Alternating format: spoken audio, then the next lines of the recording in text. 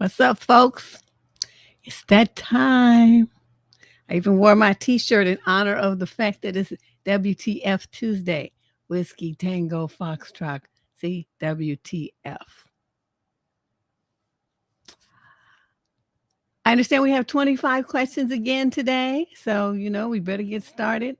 Those of you who are new here, like Onyx, little Onyx has got her friends watching. And just heard her, she's still new here. So, just saying shout out and shout out to all my old people. Oh, look who done showed back up. Kate Keith. I thought you had abandoned us because I hadn't seen you lately. But you see, like you look at the names in the chat over here on YouTube, and you'll see like, the same people. These are the backbone of this channel. They come to, I'd say, at least 90% of the live. So you guys, here we go. So what we do here, these questions have been sent in advance by people who want some advice. You can look in the show description down below for the link if you want to submit a question. I think it's in there. It's a little bit different now that I'm using a different platform. It might not be in there yet, but I'll make sure that it is. Alternatively, up here in the upper part of the channel page, there's a little green button that says Get Advice. You can click that too. It takes you to the same form.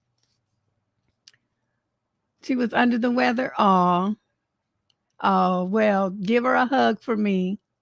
Poor little thing, because I know she's pregnant too, huh? So she's not feeling that great. I remember them days. Ooh, honey, child. It's not enough money in this world. Okay, here we go. It's What the Fuck Tuesday, August 31st, 2021. We have 25 advice questions today. Here is question number 1. Yes, Shay. Shay is in the house. Question number 1, female 18 to 21 from Denver, Colorado.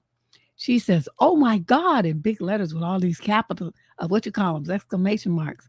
I feel so disgusted right now. A male friend confessed his feelings for me the other day, and I felt two things, both betrayed and disgusted. I'm confused about why I felt that way. Betrayed because I know I made myself perfectly clear because day one that I don't date friends. I don't recall doing anything that wasn't platonic. So I'm certain I never gave him a mixed signal. Okay, good. As a friend, I entrusted him with extremely personal details about my life. Now, in hindsight, I'm starting to wonder if, based on how he acted when he's with me, he used the things I told him to try to win me over, though he miserably failed. What I can't understand is the feeling of disgust. He's generally not physically repulsive, and apart from the confession, he's a nice guy. I'm trying to contemplate if I'm disgusted over the betrayal or the idea of him as a potential romantic interest, or maybe both. What do you think?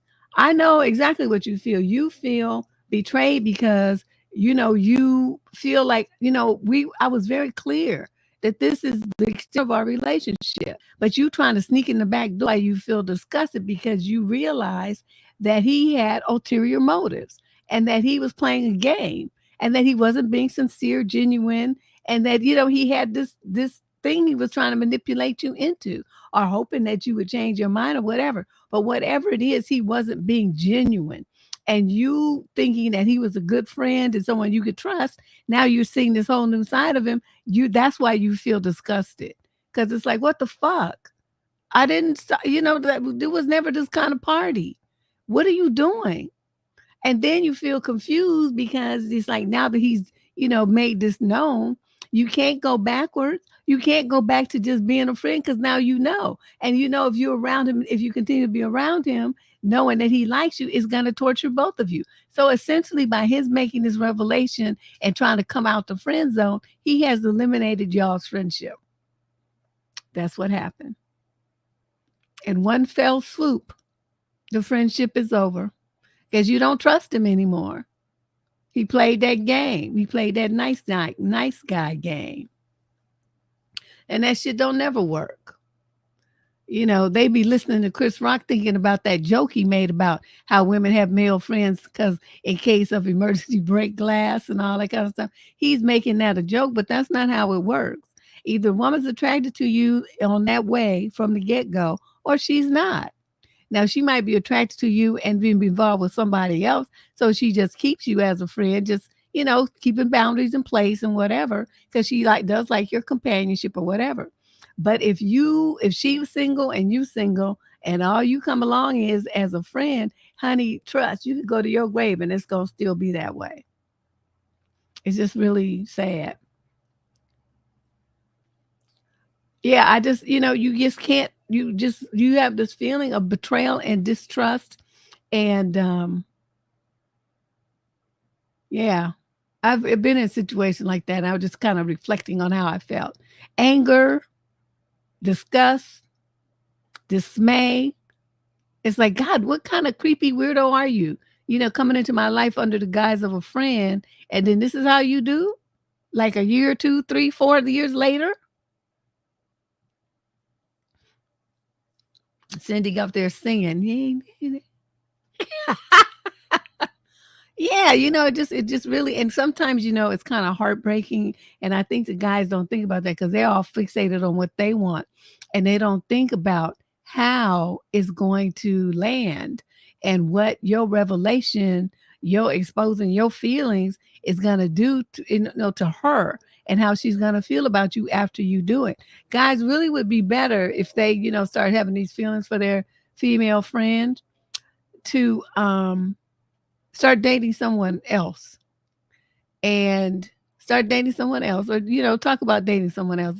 Make sure she knows you're dating someone else and see how she responds. Now if she gets jealous and starts trying to up the ante, well then but if she just says she want to meet your new friend and all this kind of stuff and hang out with y'all, and she likes the girl as much as you do, well then there's your answer. Yeah, it destroys the friendship. I don't know, I hate it when dudes do that.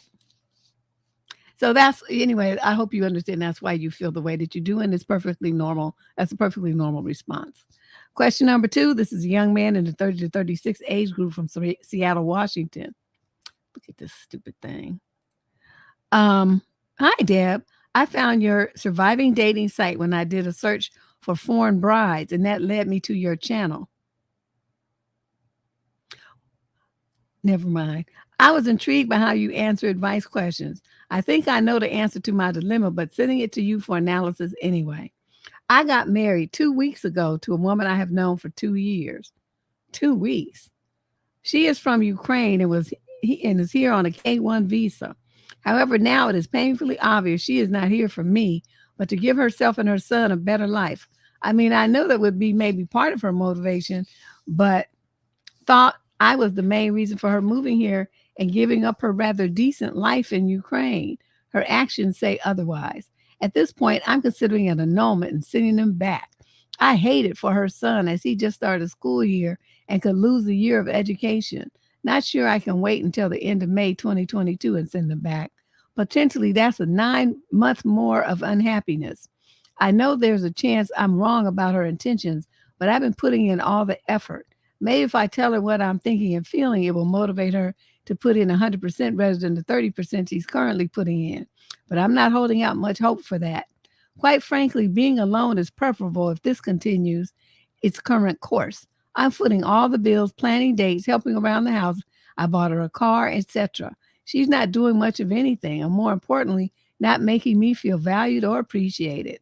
What should I do? You should take this hand and wind it up, just go way back here, way, way, way back, and then go forward with force and slap the shit out of yourself. That's what you get. I mean, I don't know what you expect me to say. All these dudes all over the internet talking all this shit about, yeah, don't get an American woman.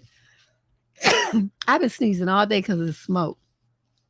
Don't get an American woman because, they just want your money. They just want to use you. So y'all go running off to these foreign countries, getting these girls that's living in poverty or whatever that want to come to the United States or to the UK. And then you think it's going to be any better? You do realize they on a visa, right? So you're responsible for them financially. So what did you think was going to happen with you bet about you paying all the bills and buying her a car and all that kind of stuff? That's what you signed up for, sir. Did you not understand what a K-1 visa means?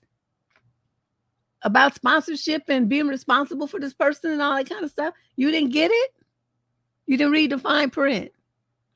You just thought this was going to be a nookie fest, right? That she was coming from some foreign country, so she would be around here to do everything you want and make you feel like a king because you bought her a little car and you paid some bills in a house that you already lived in and was already paying. See, I'm looking at this and I'm thinking you're just hella stupid and you are confused about what you think a marriage is about.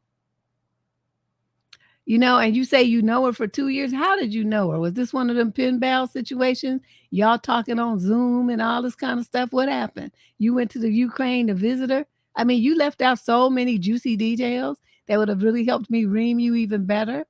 But this is enough. So I'm gonna say this: talk to her first, okay? Because what you're gonna do is gonna cause you problems as well as her. Sit down and talk to her and say, "Look, this is not what I imagined. Maybe I was wrong, which you were, and but this doesn't really seem like you're putting in much effort here. Considering that we're newlyweds and you wanted this. I mean, what's going on?" Okay, then she'll tell you, and most likely it would be, "Yeah, because I wanted to have a place that was stable for myself and for my son. But as far as do I want to fuck you? No, I sure don't. You don't excite me, and you don't last long enough, and your dick is too little." Usually it's things like that. So, I don't know which one it is, and I don't know what to tell you, but based on the conversation that you have with her, that will let you know if you need to go and get an annulment or not. I don't know. Well, he got played, but see, he tried to play her. That's the danger of doing this kind of thing. The men are in it for what they think they're going to win, right? He just, they don't do well in with women face to face. So they go on these internet sites and they be trying to import a bride thinking that, it's gonna be like their fantasy come true. And then them women get a whiff of them. I mean, it might be fine when you was on Zoom and shit, but now that she's actually living with you and she sees to see what a pig you are, and your fucking is just not stellar at all, and all this kind of stuff. Your kissing is sloppy. I mean, you talked about things that you did, but most of the stuff that you did, like I said, is stuff that you was already doing. You was already paying your house, your mortgage. You was already paying the light bill. You was already paying insurance. You might just have to add her to it, but like I said, that's part of the K-1 visa responsibility, and you signed on the dotted line for that. So there's no point in you complaining about it now after the fact, 2 weeks later. I'm not understanding this. So you need to go back and figure out what it is that you thought you was gonna get here, because I just don't. It makes no sense to me. Yeah, a goober is right. I'm just saying. Question number 3. This is a male, 26 to 30, no location provided. I'm in a serious disagreement and I need your help. My fiance is 26. I'm 28. And she wants to get married in a hospital so her dad can be there. Her father is minimally conscious and actively dying in the hospital. Okay, so he might not make it anyway. He is in his 70s and losing his battle to cancer. My future wife wants to get married in his hospital room before he dies. The problem is that the hospital's current COVID policy only allows 2 visitors. They have made an exception for our situation and agreed to allow 5 for the ceremony. This would mean each of us, the pastor, and 2 more people, which my wife wants to be one parent each. I am not sure if it is fair to my family for me to only have one parent at my wedding. My family is very religious, significantly more so than my fiance's, and weddings are very important to the church. You're really good at coming up with creative solutions to problems that other people haven't thought about. Can you help me? Yes. Don't have any parents there. Have everybody watch the wedding on Zoom, Teams, Google, whatever you're going to do. So you can't, you don't want to pick just one parent. That's going to be a political bomb that's going to blow up in your face for the rest of your life.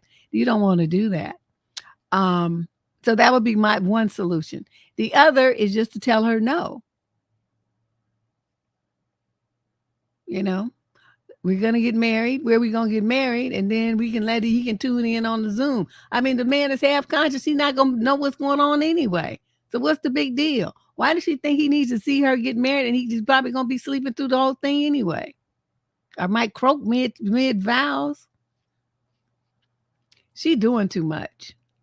But I would not want to have my wedding at some dying person's hospital bed. Here go your wedding pictures with IVs and shit in the background. Hospital bed smelling like shit and pee. I don't think so. So you need to just tell her, no, that ain't happening. You can go over there and spend as much time with your daddy as you want to. And then after he's dead, we will have our wedding. If you decide that this is something you don't want to do and you don't want to get married unless it's in the hospital room, then we just won't get married. And that's just the way it is. That's what I would tell her. Can you imagine? You try to have your wedding pictures up on your mantle and shit, right? And here's yours with somebody in a hospital bed about to croak out any second, and you up there trying to be grinning, and that's going to be the picture up on your mantle. I would burn that whole house down. That's like, you know what I mean? That just doesn't make any sense. I just burn that shit up in the whole house. But no, you need to come on, dude, man up and tell her that's absolutely not going to be the wedding that you look at 20 years from now and tell your grandkids about. Tell them that you understand her emotional attachment, and she can, like I said, she can camp out there. She can put a cot in there and she can stay there every second until he croaks. But there will be no wedding going on in a hospital room. So, you just have to tell her that. Say, imagine our wedding picture with that shit on the background. Your daddy laid up there, all half dead and shit. And that we got to look at that shit every time I look at our wedding pictures. I don't think so. Well, I mean, they wouldn't show up. They would be looking at it in Zoom, But I mean, or whatever. I mean, you could live stream it on YouTube. I don't know what you want to do. But the bottom line is, no, we're not going to do that. So that gave you two options. You just pick one. Those are two viable options. No parent comes. Okay. You each have maybe a bridesmaid and a best man, or what they call it, maid of honor and a best man. You, her, and the pastor. That's 5 people. And all the parents just watch it on whatever. Or you just don't have the wedding there. And then that's just it. You can put on her dress and go in there and show her daddy. You can put on your tux and go in there and show her daddy, but there will be no ceremony. Okay. Y'all can take a picture with him and everything, because that sounds like that's what she wants. But no ceremony. Okay. I have spoken. I'm sorry. I know this is a serious question, and my answer is deadly serious too.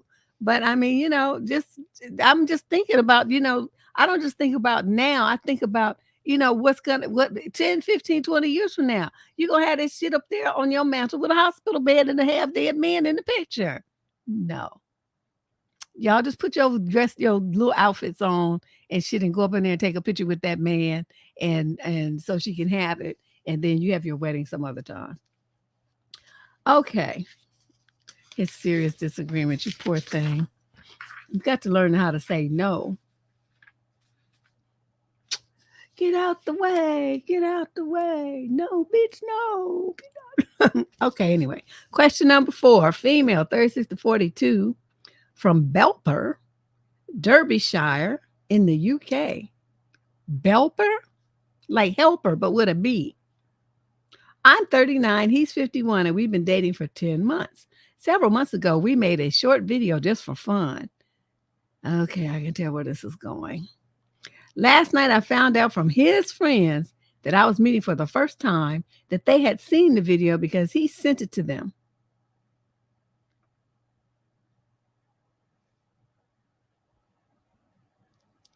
It didn't show my face or his, and it was a video from the waist down while we were in bed.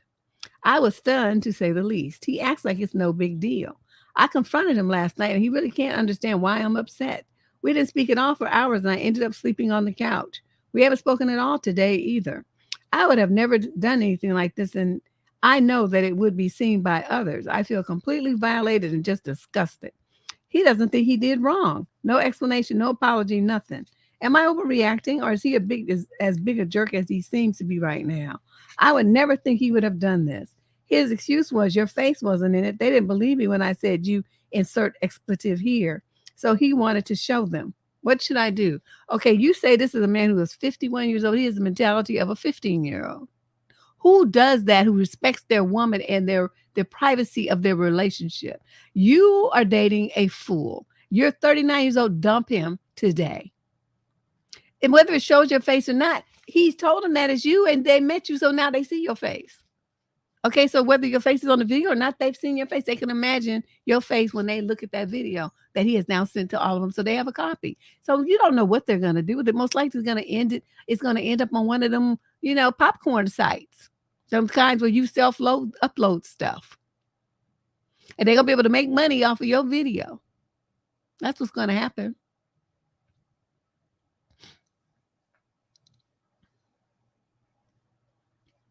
Yep.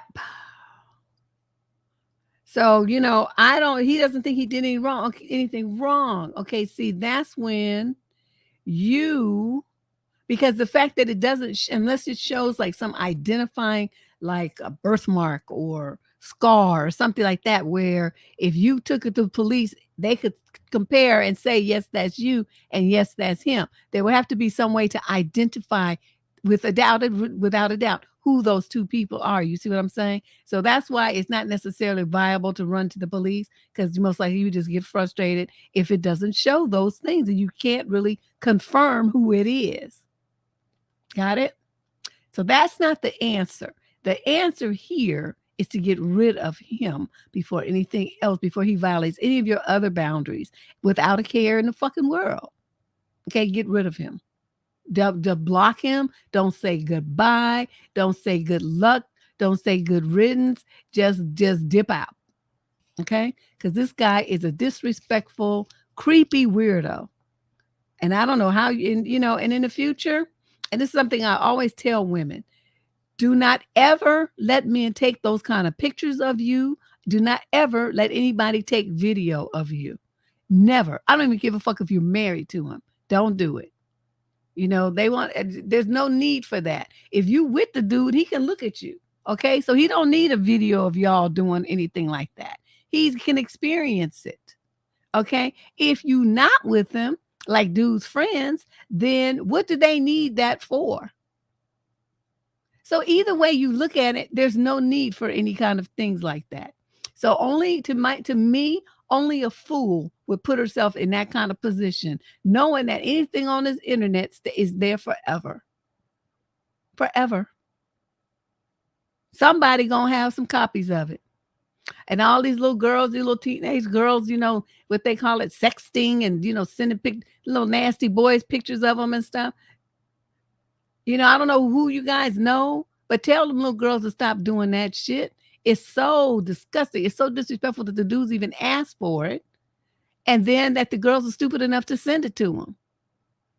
They just have this thing where they want people to like them. And they don't even understand he's not liking you. He's just getting his freak on. You could be anybody. It's not you that he likes. He just likes what you're sending him in the pictures. And it could be anybody. So, these little girls and and you ain't even a little girl, you're almost 40. You should definitely know better than this. And it's not fun. Okay, made it for fun. What's wrong with you? Female, 18 to 21. I am 19. I have a 20-year-old male friend who was being a bad friend to me. He kept making plans to hang out and then canceled without telling me until hours after he didn't show up or the next day. And you continue to be friends with him? Okay. After the first time conversation, it happened again. No, we ain't friends no more. Okay. That's where you messed up. Now I see paragraph after paragraph of more and more. When I tried talking to him about it, he got defensive and kept interrupting me and saying I was expecting him to always be on his phone and stuff like that. I just expected him to show some basic respect as a friend. We ended up not talking until I returned something he left at my place, but we didn't continue the conversation from earlier. I figured there was no harm in trying to continue being friends as long as the disrespect didn't continue, but it did. So later on that day, I got a call from him asking if his friend could leave some things at my place for the weekend. I didn't mind that, but I specifically said I didn't want him hanging around my place because I just wasn't comfortable with it. And he also canceled our plans to hang out a day or two before because I refused to let him bring this guy. I was not trying to be rude. And of course, I feel out knowing him, he's homeless, but I'm just not comfortable with somebody I don't know being in my home. And that didn't mean I couldn't do that small favor, especially because I know what it's like. So the next day he came and they were on their way to bring his things. And he asked me if he could stay over for a little bit. I didn't want to, but I felt uncomfortable because they were already coming and I didn't want any issues. So I just said, okay. They stayed and I was so uncomfortable the entire time. I felt like crying because I felt violated in my own home. On top of that, that one favor turned into 50 while they were here. Eventually, I couldn't take it anymore and said I was uncomfortable and that I wanted them to stop asking for more stuff because they originally said they were just going to bring his stuff and leave. My friend was like, well, do you want us to leave now? Come on, let's just go. So they left. And as guilty as I felt, I decided to end my friendship with him after that because at that point, he was just running all over me on purpose. That guy has returned to my place twice since they left the stuff. This was not part of the plan. I am very irritated. And of course, he is still asking for more stuff, but I simply say no. But I did say it was okay for him to change.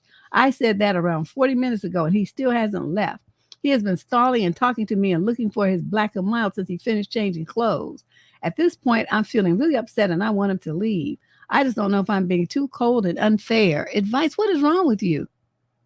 Don't you understand? You see, every single time you said no, they didn't give a fuck what you said. They didn't hear you. They didn't want to hear you. They wasn't trying to hear you. So he kept asking for more and more and more and more. And you just kept saying, okay, okay, okay, okay. And then you get mad. And then you ask if you're being too cold and unfair. Yes, you are. You're being unfair to yourself. You must not like yourself very much. You know what I would have done? First of all, when he came, I said, you make sure you have your shit out of here by 8 p.m. on Sunday. And when he came to change clothes, no, you're not changing clothes. You're going to get your shit and you're going to leave. That's what you're going to do. But see, I wouldn't even let him do that because once the friend showed me that he wasn't really a friend, he think he just stand me up and treat me in no kind of way and make excuses, we would have been through. And he's talking about, can I bring my friend over there and say, no, what are you talking about? I'm not even friends with you. Click. And that would have been the end of that. Okay. So the other thing they wanted, and you said they kept asking for 50 more things and you were saying, okay, okay, okay. Why did you say okay?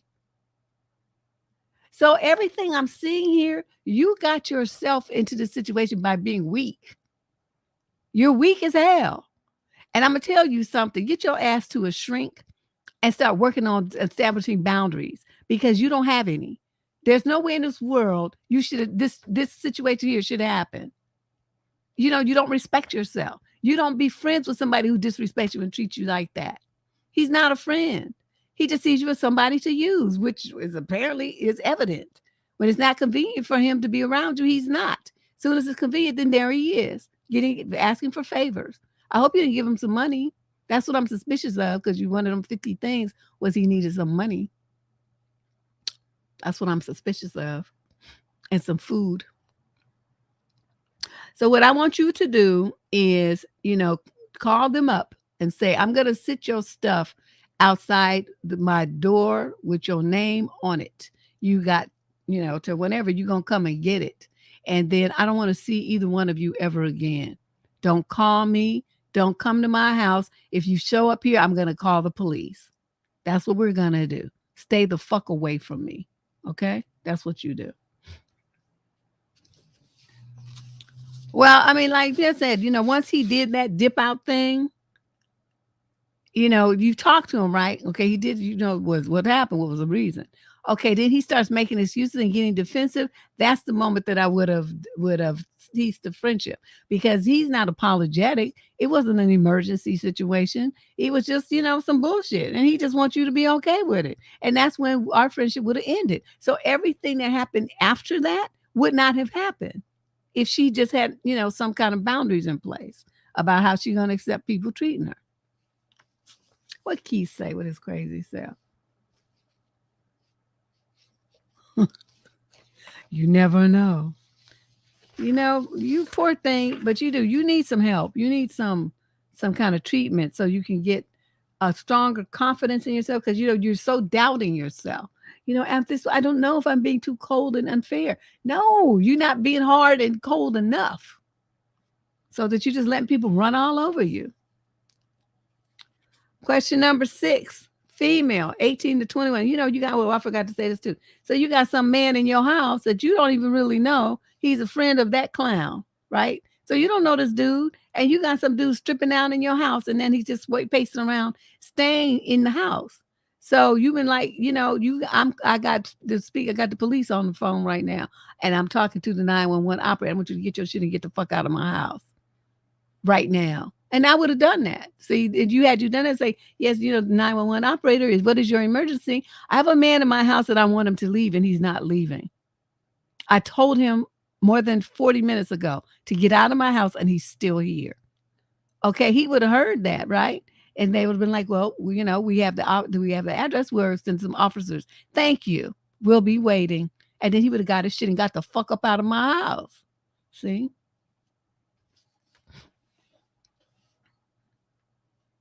I know how to make a motherfucker at least start moving.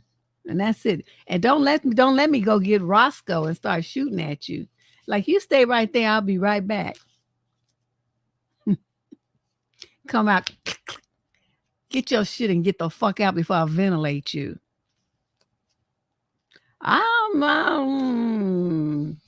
No. Question number 6, female, 18 to 21 from Los Angeles. I'm scared of a phone call with a friend because he might find out I'm actually a girl.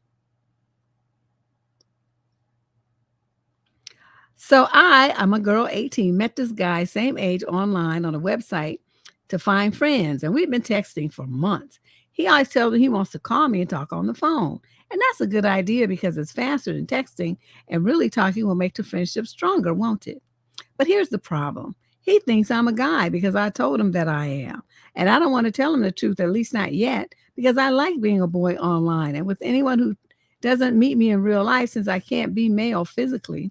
Also, I'm scared of his reaction. I know I'll have to tell him eventually, especially since we are planning to meet one day, but we live in different countries, so it won't be anytime soon. So far, he has only seen edited pictures of me with that face app gender change filter. And I'm scared that my voice will give me away. I have told him that it hasn't broken yet for some reason, which is technically true. And I have even sent him voice messages because I can make my voice sound almost convincingly male when I try extra hard, but it makes my throat hurt and I can't do it for long. So far, I've told him I'm only shy, and that's why I don't want him to call me. This is some straight, you on some bullshit. But like, we're like becoming close enough friends that this really isn't reasonable argument anymore. I really feel like shit already because I'm lying to him about my gender and how I keep disappointing him about the phone call thing. So what should I do? Should I just let him call me and stick to my, I don't know why, but I still sound like a girl story? Or is there a better way to dodge this whole situation? Or do you think I can make my voice sound more masculine without it being so uncomfortable for my throat? What can I do without, and she put that in caps and bold, telling him the truth? Any help would be highly appreciated. I'm not going to help you. I'm not going to help you. I'm not going to help you because what you want to do is perpetrate a fraud. And you think with all the work that I do to try to get people to be authentic, mainly with themselves, let alone with other people, but be real with themselves. Do you actually think that writing to this channel with this bullshit is going to help you get an answer to help you deceive somebody? And I'm going to tell you how to do it. Not like this. I'm in full favor of people not telling, too much of their business, like their stuff about the past, but are they representing themselves, like a boy when they're a girl when they're a boy? I'm not down with that shit at all. Single when they're married, those kind of things. I'm not down with those kind of frauds about who and what you are. So I can't help you. And I'm going to tell you this. Don't you do this shit anymore. It is so fucking rude. It's so deceptive, so nasty, so sociopathic. You want to play being a boy and shit. That's fine. You do that. But don't you involve other people in your bullshit like that. These dudes out here dressing like women and going and running these kind of games on guys have ended up dead behind this shit. Because the dudes find out and they're livid that they were fooled and manipulated and coerced into a situation with lies. People don't like being lied to like this. You need to get a fucking clue. You 18 to 21 years old, you too old for this. Okay? This is some shit to get you hurt, beat up half to death, or possibly killed. You don't do this kind of shit to people. Okay? So now I don't have no shit to tell you other than that. Question number 7, female, 26 to 29 from High Desert, California. Hey, Deb and crew. So I've really been enjoying playing the field the last few weeks, responding to men as I please and never when I don't. While this has been nice, something very bizarre happened with one of the men I had an exchange with online. And she puts in parentheses, I know, because I like want to roll my eyes. Initially, he practically begged to buy me something or give me some kind of money because I'm, quote, perfect and, quote, deserve worship. While I'll admit that most men find me attractive, that seemed weird to me, but I let him buy me some things from my Amazon wish list. Next phone call, it got eggplanty, and I'll admit that I was almost convinced to meet up in the near future. But then the next phone call was very weird. After I requested a picture, he said he had to go to a hotel to take a picture because his cousins were staying at his place and he was traveling to Vegas anyway. Driving to a motel to take a picture? Of course, I am not attached to him in any way, as this all took place over 24 hours. But part of me thinks he is either a criminal or homeless. Yet he clearly has money to spend. My plan is to block him, but I'm just curious as to what you and other ladies think of this strange behavior. I don't know. You met him online. What you doing asking me that for? Every freak in the fucking world is online looking for some easy booty and a victim. Okay. Well, I mean, he married, got a baby mama, fresh out prison and living in a halfway house. I mean, everything I could think of that, would be why he need to go to a hotel to take a picture. None of them are good. Okay. None of them. So, and this thing here, this conversation, right? You're perfect and deserve worship. That is narcissistic love bomb stuck conversation. So all he was trying to do is set you up to get some pussy. That's all. So I'm going to make a suggestion, okay? You 26 to 29 age group, that's pretty old enough. You got a dude coming at you like this, he don't buy you shit. I don't know how these wish lists work. I hope they don't have your address and they just pay for the stuff. They don't have any record of where it's being sent. I hope that's true. I don't know because I've never used that wish list feature. Well, yeah, that's why he wanted to buy stuff because he was, was the setup. He buys a few what I call trinkets because it's not like he buying no house. I'm like, I would let a man buy me too, but guess what? I want a $500,000 condo. I want something that's going to appreciate in value, and I want it paid off, and I want the deed in my name. Okay, well, you can buy me. I'll be fine with that. But you buy me some shit off of Amazon, and you think that's going to entitle you to something? No, son. Nah, that ain't your budget. It's too low for me.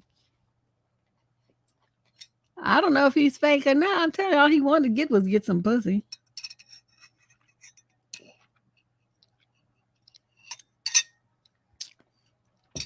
That's all. And he's not even smooth about it. Let's move on. Question number 8, female, 21 to 25 from Belfast, Ireland.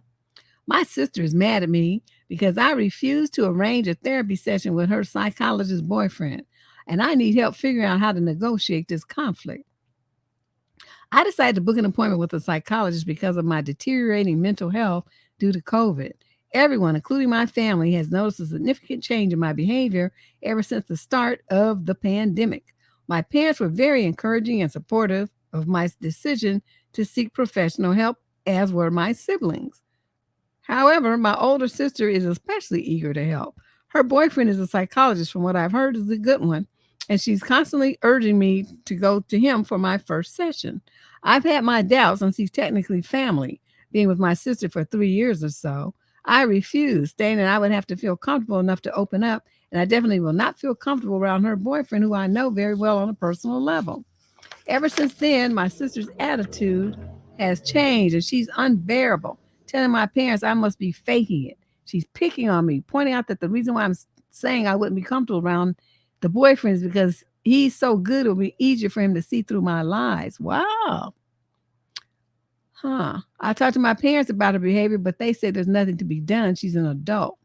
When I confronted her, she's always saying that since I'm younger, I have no right to talk back. I don't know life and that she just wants what's best for me. Yesterday, I received a message from her, or should I say, an essay about how I'm faking my depression, how I'm fucked up in the head, how I'm just trying to find a reason to be lazy. And the reason why I'm refusing to make an appointment with her boyfriend is because he will forward to her all the lies I've told him. I didn't show this to my parents because I know they'll just shrug it off. But I showed it to my friends and they told me that actually psychologists can't go around and talk about their patients' problems. So what my sister is saying is true, then her boyfriend will be in a lot of trouble. Now I'm curious if he even knows that she's so stubborn and saying these things. Should I perhaps screenshot her messages and send it to him so he knows? Or do you or any of the ladies maybe have another idea what I could do in this situation? I would call him. I would call him at his office, right? Away from the house, and you say, I'm trying to do it, and my sister keeps trying to push me to see you. I don't want to see you. I want to keep my family relationships separate from my professional and business and personal healthcare related relationships. I wouldn't go to a doctor or gynecologist my sister was dating either.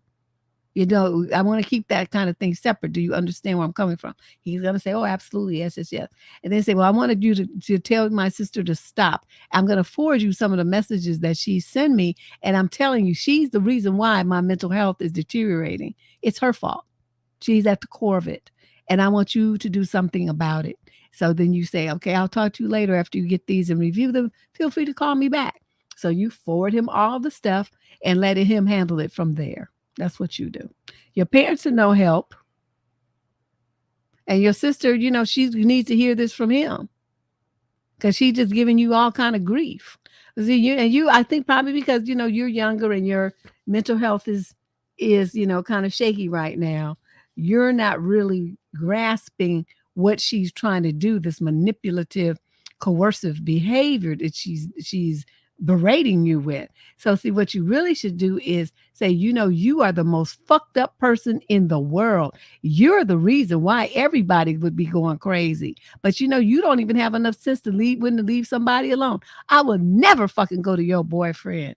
I can't stand that motherfucker. See, I would say some crazy shit like that. I hate his guts and I hate yours too. The only reason I talk to you is because you're my sister. But trust me, I wouldn't give that motherfucker a red cent of my money.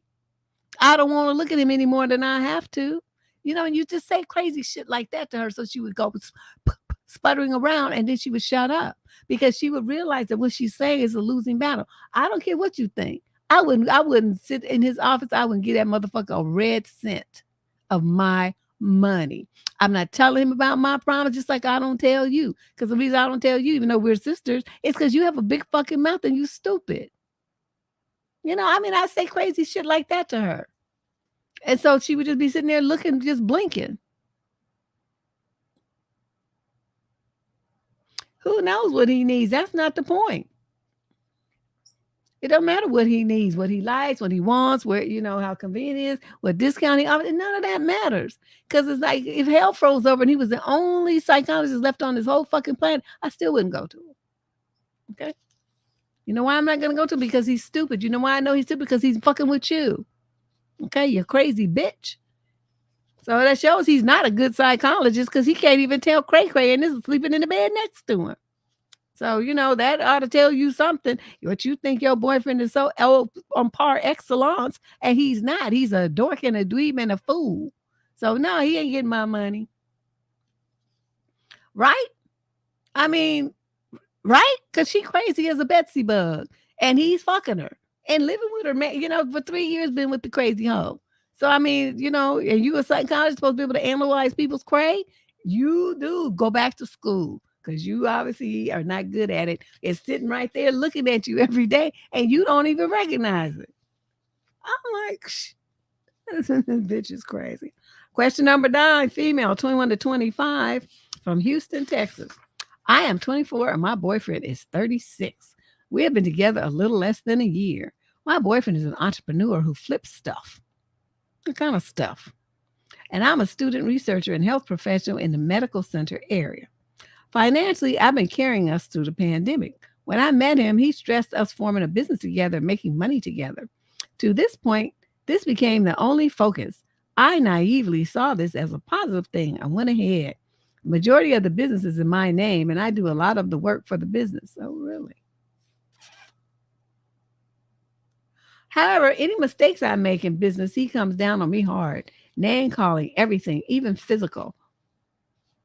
What? He'd rant about how I have nothing important in my life other than my studies, career, and our business. He'd make me feel terrible for spending on anything other than the business as well.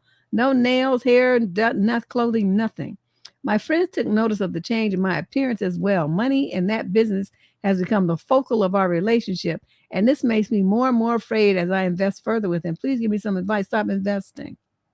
Stop. Say, this is it. This is the gravy train is over. This is as far as I'm going. I'm not putting any more money into this business. And since everything's in your name, you do realize that stuff that's in your name, you can sell it.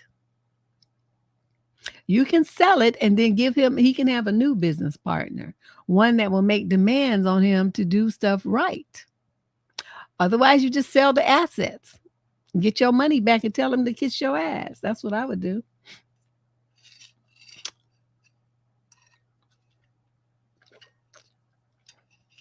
She don't say what he flips. He flipping, well, she got stuff in her name, so I guess it's not street corner pharmaceuticals. But whatever it is, he wouldn't be getting no money from me. I don't invest in shit like that. Niggas want you to be investing their shit. Nigga, what? You got like I want to see a prospectus. I want to see some projections of 5-year projections. I want to see a management, draft of your management plan. How you going to market this shit? I want to see what your projected income is. I want to see what the debts are. I want to see projected profit and loss. I want to see an LLC. I want to see all that kind of stuff in place. You got all that. Well, then, if it sounds good, I might invest a few grand. Not no grand theft money, though. And I want to know when I'm getting my money back and what my return is on my investment. That's what I want to know. But all this here, because you call yourself investing because you love them. See, Deb don't love nobody like that. Deb love her money. Because, when you single, the only person that you have to rely on for your income and your food and a roof over your head is you. So, ladies who single, you need to be thinking about that when you be getting with these dudes and they be talking about investing in my business. Yeah, we need to be business partners. No, we don't. We sure don't. We don't need to do any of that. Yeah, name calling everything. Because that's what I would sell that shit right out from under him. Question, he would be mad, but I don't give a fuck because then I would shoot his ass with Roscoe. Say, come try to put your hands on me again. I'll shoot them motherfuckers off.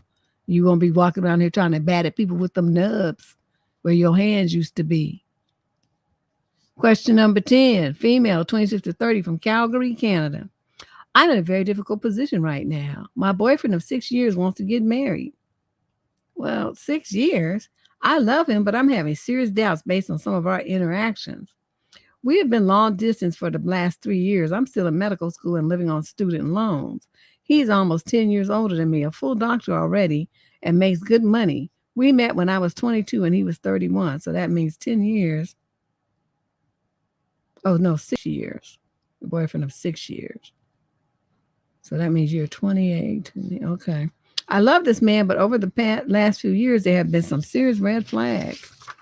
He hates my entire family for not paying for my education and supporting me through school the way his did. He doesn't want our future kids to meet my parents. He even forced me to go through my Facebook account and delete all the posts on my wall that included my parents. He doesn't want them at the wedding either. Oh, controlling little so-and-so, isn't he?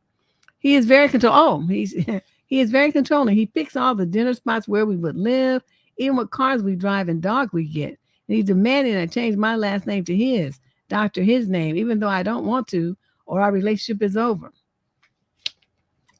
Kanye shrug. He can be financially abusive and physically aggressive. He drives recklessly sometimes when he gets angry, stopping abruptly on the highway to threaten me to change my attitude.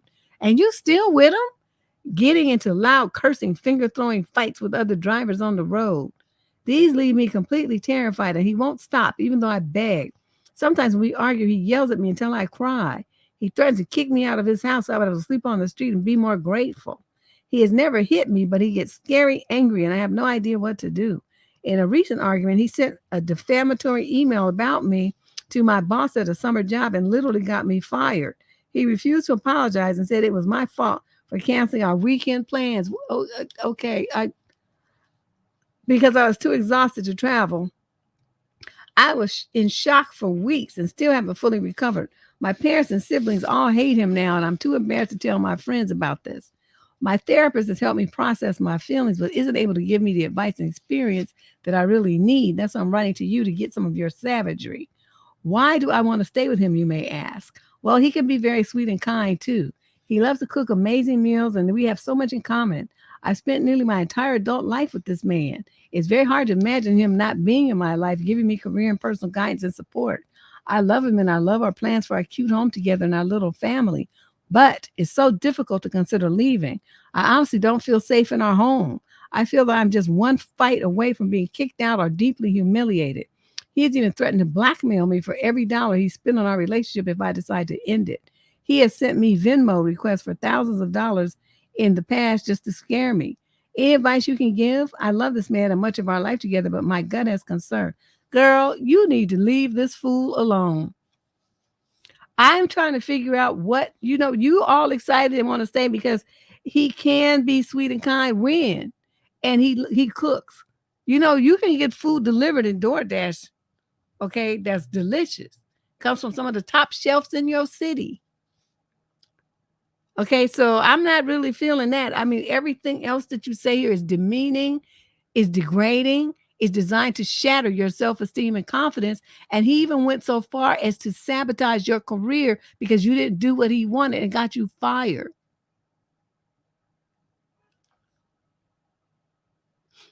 And you still want to be with him. I'm saying DoorDash, whatever. Uber Eats, all the same shit.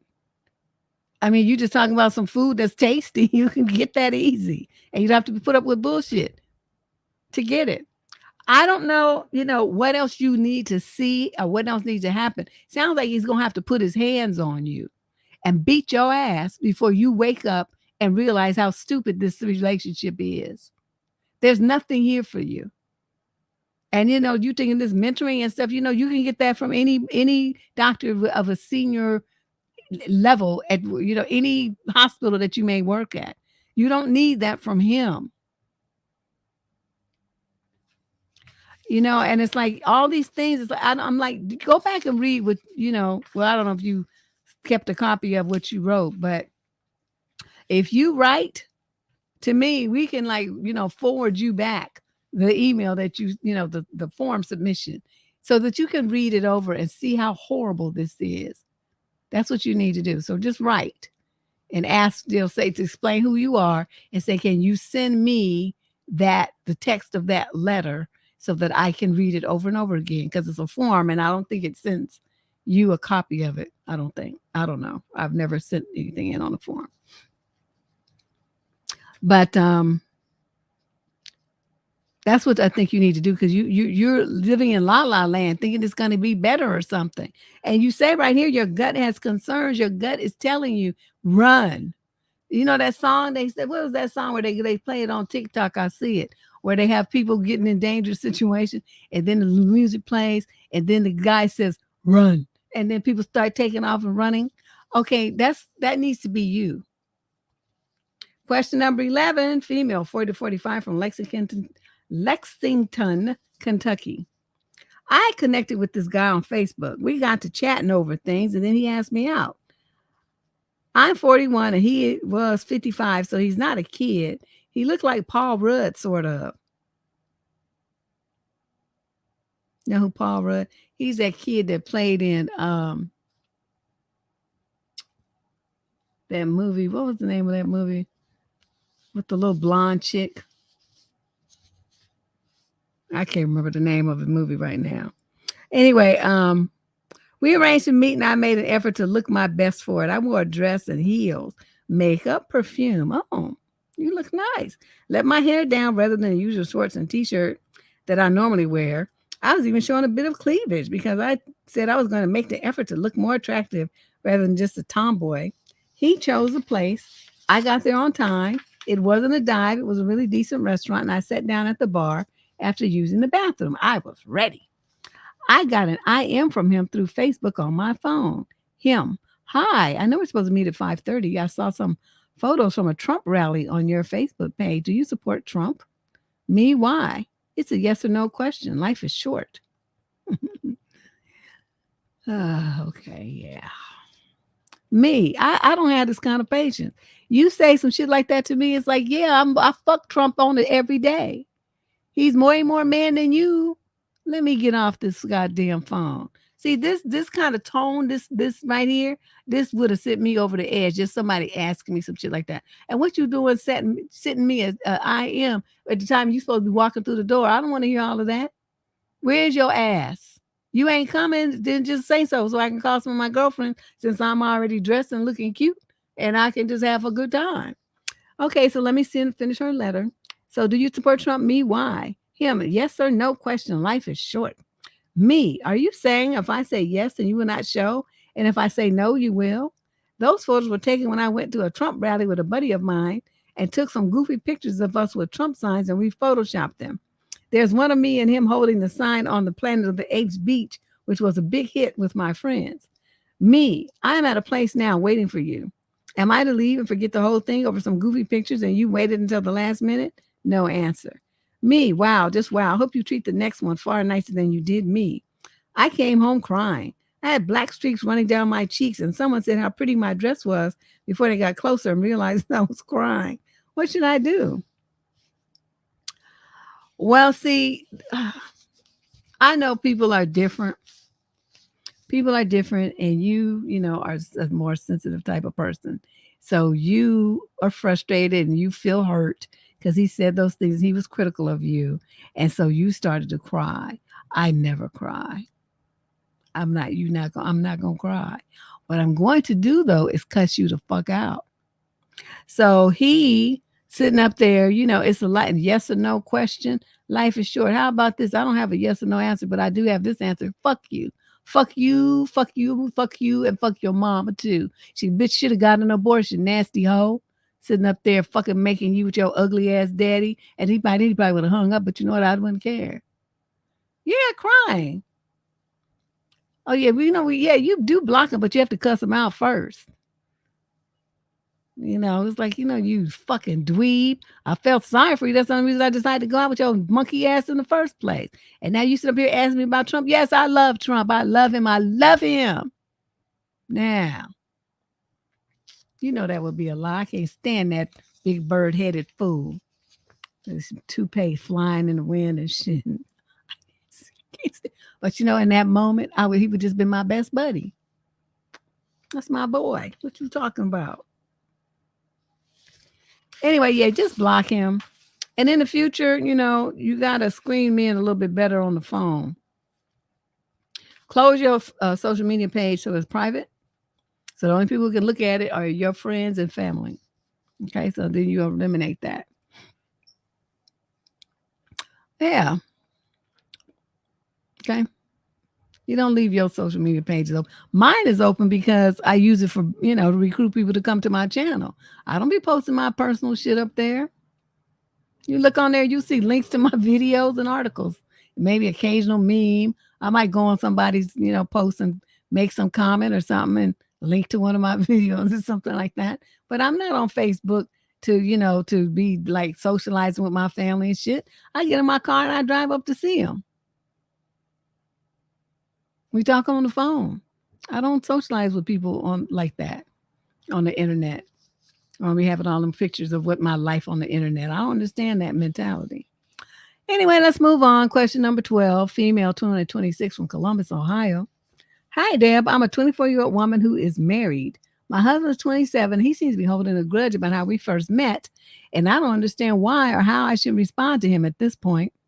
I was in a dark place in my life when we first met, struggling with depression, and I told him I wasn't ready for a relationship and I thought he deserved someone who was ready for that, and he pursued me anyways. During the time of him pursuing me, I rejected him multiple times, and I wasn't the nicest person to him. I eventually did fall in love with him because I felt he did love me through a very difficult time in my life, and he was very understanding. So I thought, but now he resents me for rejecting him so much in the beginning. Okay, so I'm trying to look and see if you say how long all this happened. Did you reject him multiple times? No, you don't give a time frame. That would have been interesting. Okay. I told him I think it's an ego thing and I'm done apologizing. We are married and 2 kids in at this point. I'll say so it's been at least a couple of years. So I don't understand why he's still bothered by that. What should I do if anything at this point? Cuss his ass out. Shit. What the fuck? It's like you gonna be whining about some shit. It's like, do you want to see me reject you again?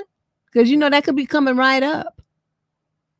You begged me to love you, and then finally you won, but now it's not good enough, and now you want to complain about it and talk about the work that you had to do to put in? Motherfucker, you won, okay? Get the fuck over it.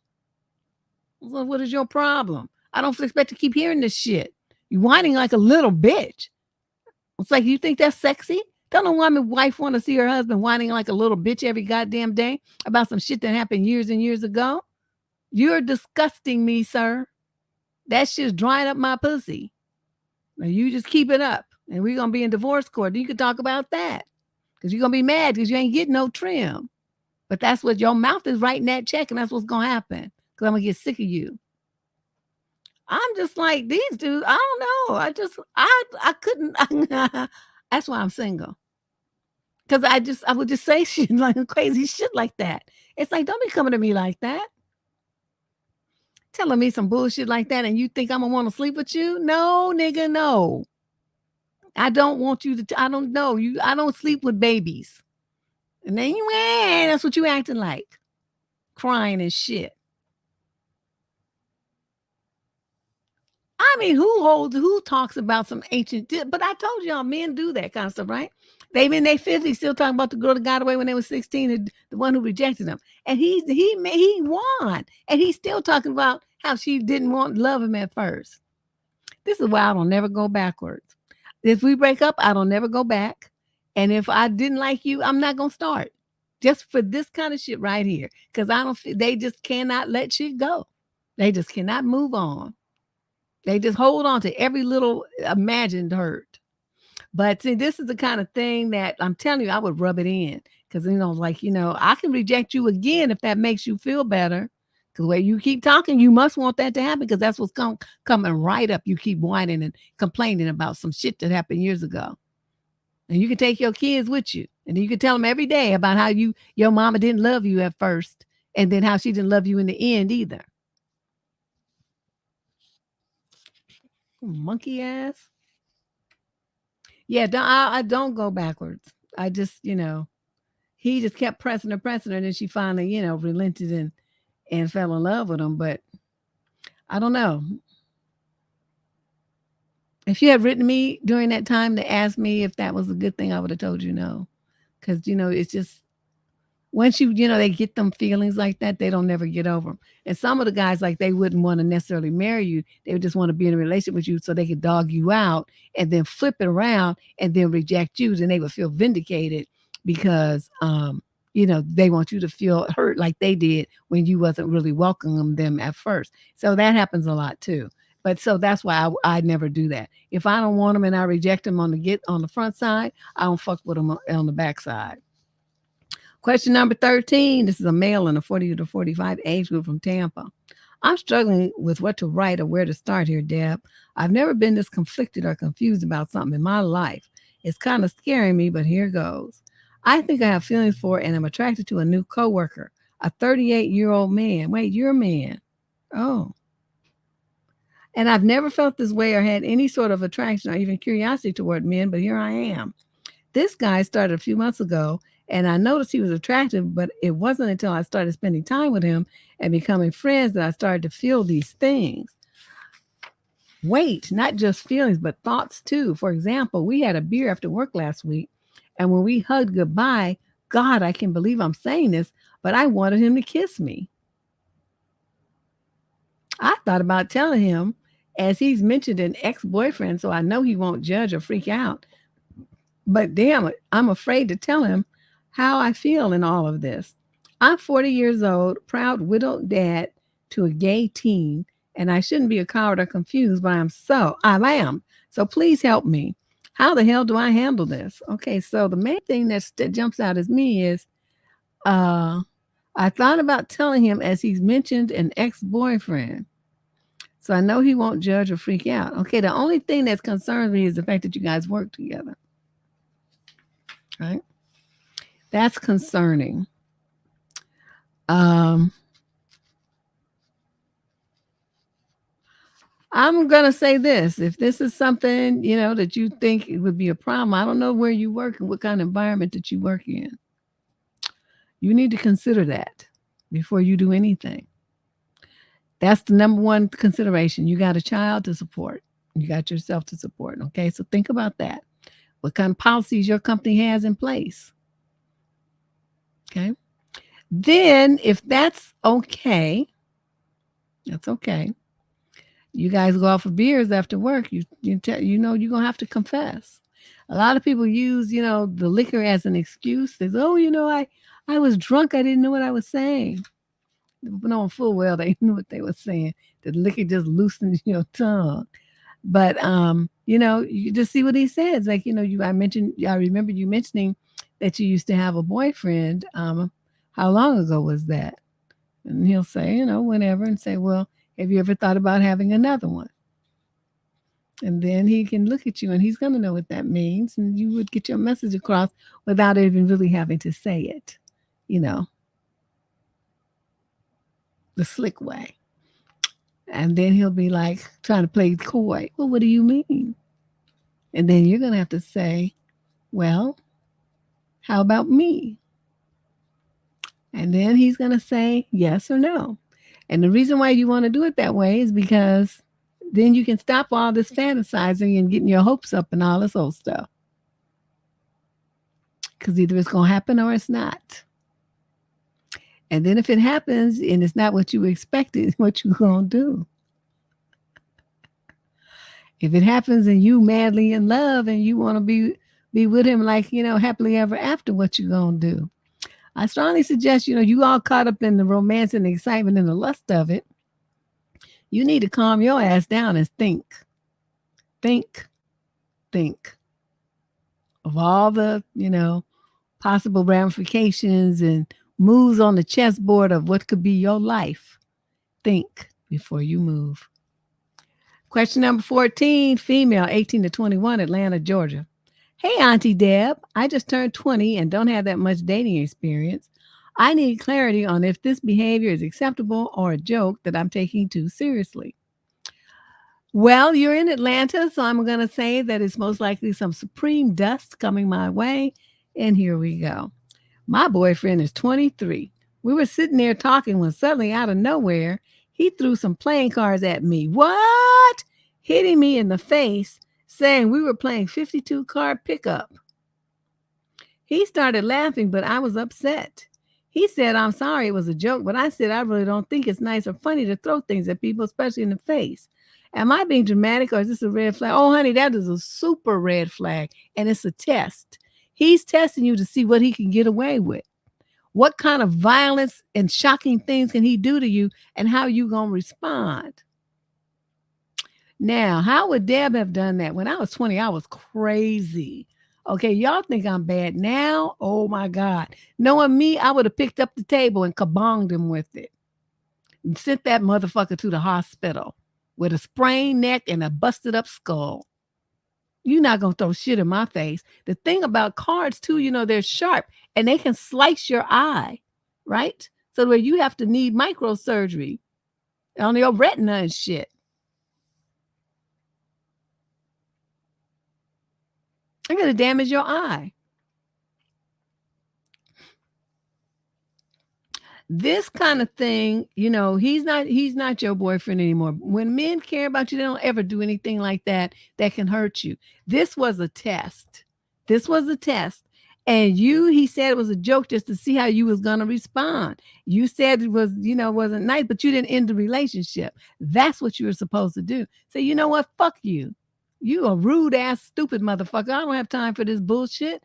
I need me a man, not some stupid kid that throws playing cards at people like a 2-year-old. I'm out. Boop. And go. Because this is the kind of behavior that's going to escalate. It's going to escalate because you let them throw shit in your face before. Right? You see where I'm going with this? This is something you put an immediate stop to. Anytime a man shows any sign of aggression or violence towards you, you leave him alone the very first time. There's so many women that end up in situations where they hospitalized, faces all fucked up, needing plastic surgery and all kind of stuff from years of physical abuse. And they could have left the very first time. He threatened them. He held them up against the wall and wouldn't let them go past. He twisted their arm, grabbed their wrist, did something else, whatever, kicked at them, whatever. Any kind of violence or aggression. You leave him alone immediately. There's no goodbyes, no ifs, ands, or buts, no discussion. You be gone. Okay? So this here is over.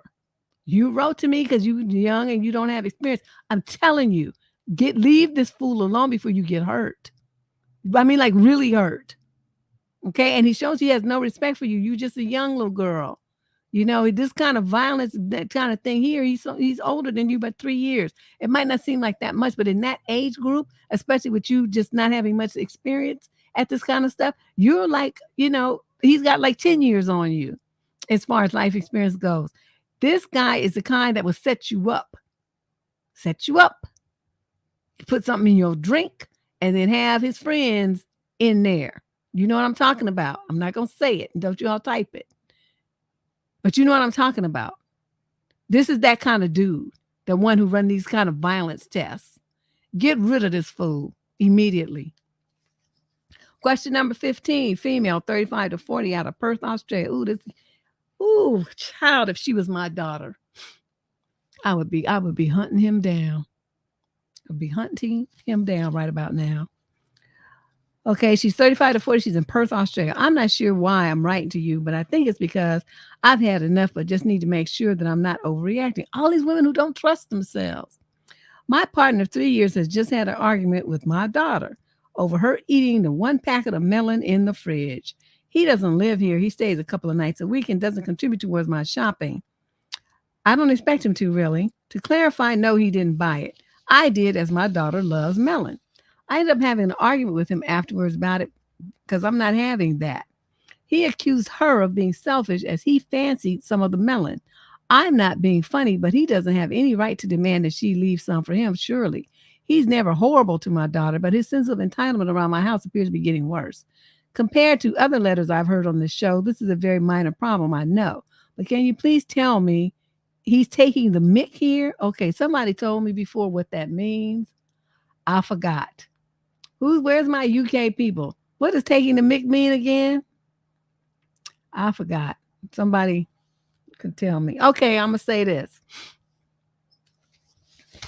You talk shit to my 16-year-old daughter or any other age daughter, I'm going to beat your ass over the head with something.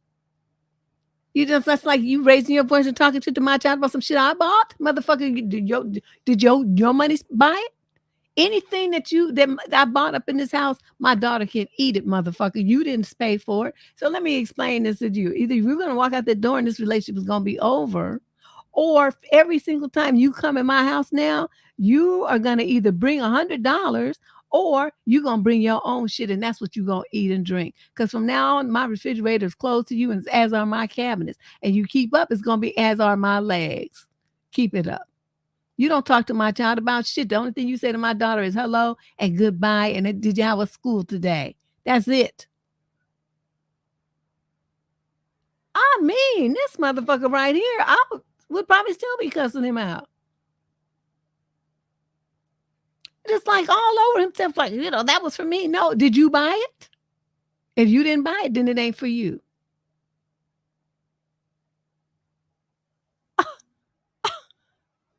This is just too unbelievable. I'm just telling you, that was your two choices. Either you're gonna bring $100 or you're gonna come in with everything that you want to eat and drink for the weekend or tonight, whatever. I'm not giving you shit. You're not drinking none of my beers. You're not even drinking none of my water. You lucky I'm gonna let you use my toilet paper and soap. That and flush my toilet. Okay? You lucky that that's gonna happen. But everything else you do, you need to bring it now from here on out. I'm not providing you with shit. You know, because like you going to your girlfriend's house all the time and you know she's a single mother. Motherfucker, what you doing? How come you not coming in the door with a bag of groceries? See, I hate men like that.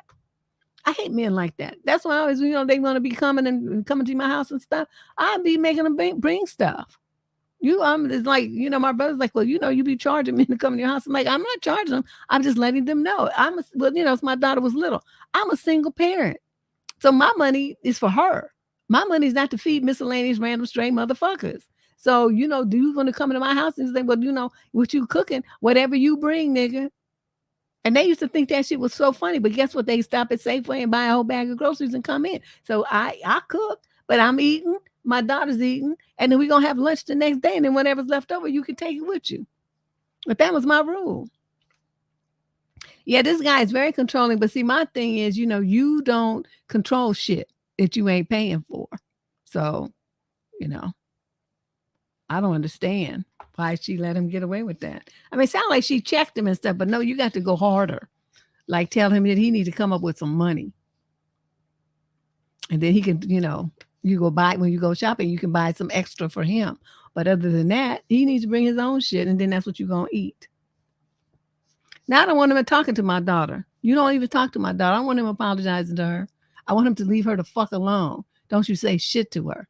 Hello? Goodbye. How was school today? Those are your three things. That's all you get to say to her. You're not going to be having no apology, because then he's going to be in all that kind of apologies talking about, well, you should have this and that, because they don't know how to just say, I'm sorry, and then just leave it at that. They always want to couch it with something. See, and that would have me bopping him upside the head with something. I don't want him to talk to my daughter. Don't you say shit to my daughter. You don't even see her. She's invisible.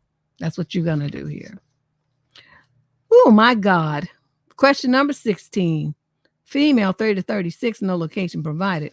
Hi, Ms. Cooper. I've been listening to your show for a while now, and I've become an avid fan of your work. I know if anyone can give me impartial and unfiltered advice, it is you. My question is about family and so-called loyalty. Here's the situation. My younger brother got married a little over 3 years ago and has a 2-year-old with his wife. The issue is his high school girlfriend contacted me via Facebook a couple of months ago and said her 2-month-old infant daughter belongs to my brother. Wait a minute. Married 3 years ago, 2-month-old baby. After seeing pics of the child, I am inclined to believe she is my brother's baby, as she is almost his spitting image, which means my brother cheated on his wife and got his ex pregnant. She tells me that she has tried in every way to contact my brother and to get him to take responsibility, but has found it impossible. He will not acknowledge her or respond. She is asking for my help now in this situation. I privately reached out to my brother to get his side of the story, but he is ignoring me now as well. I know the rest of my family will be no help, as they worship the ground his sorry behind walks on. I love my brother, but I cannot uphold his decision to act like this child and situation does not exist. My question is, should I help this woman by giving her my brother's information, address, employer, and social security number, so that she can start the process to establish paternity and get child support, or should I stay out of it? I figure if he wants to play around and cheat on his wife, then he needs to stand up like a man and accept the consequences. Thanks, Jeanetta. I always thought he was better than this. I am willing to risk alienating myself from my family to help my baby niece. I am so tired of people giving men free passes for shit like this. What do you think I should do, Miss Cooper? I'll be listening for your answer. Thank you so much. Okay. Absolutely. Absolutely. What you have, if and this sounds like what you're alluding to, is that your family is codependent and that they would like circle the wagons to protect him and prevent him from taking the responsibility for what he did. This unfortunate thing is that if, the wife is going to have to be involved, but I mean, that you married that clown, what you want. Thanks, Sim girl. That's who she married. So that's going to be her problem to deal with. So that's not your problem. Your issue is that this lady, you know, there's this baby and the baby is innocent. Now, he doesn't have to have a relationship with the woman. He doesn't have to really have a relationship with the child. But what he does need to do is provide for the child that he made financially. Okay. So I would tell you, give her everything. His social, his full name, middle name, the correct spelling of his address, the address of his job, the phone number at his job, his phone number, his wife's phone number. I give her everything. And then she can go down and file for child support, and they will file the paperwork. And he can demand a DNA test and stuff, and they'll court order, they'll make it happen to establish a paternity. And then once they do, they're going to start tapping his paycheck. And then there you go. Problem solved. What's nice about this is that, he probably won't have a relationship with the little girl, but you'll be able to. She'll at least have her auntie. Okay. This is really sad. I hate, when, it's going to cause probably family issues, but who gives a fuck? Because see, it's not her that's causing the family issue. Him tipping out on his wife was the beginning of the family issue. Let's stay focused here.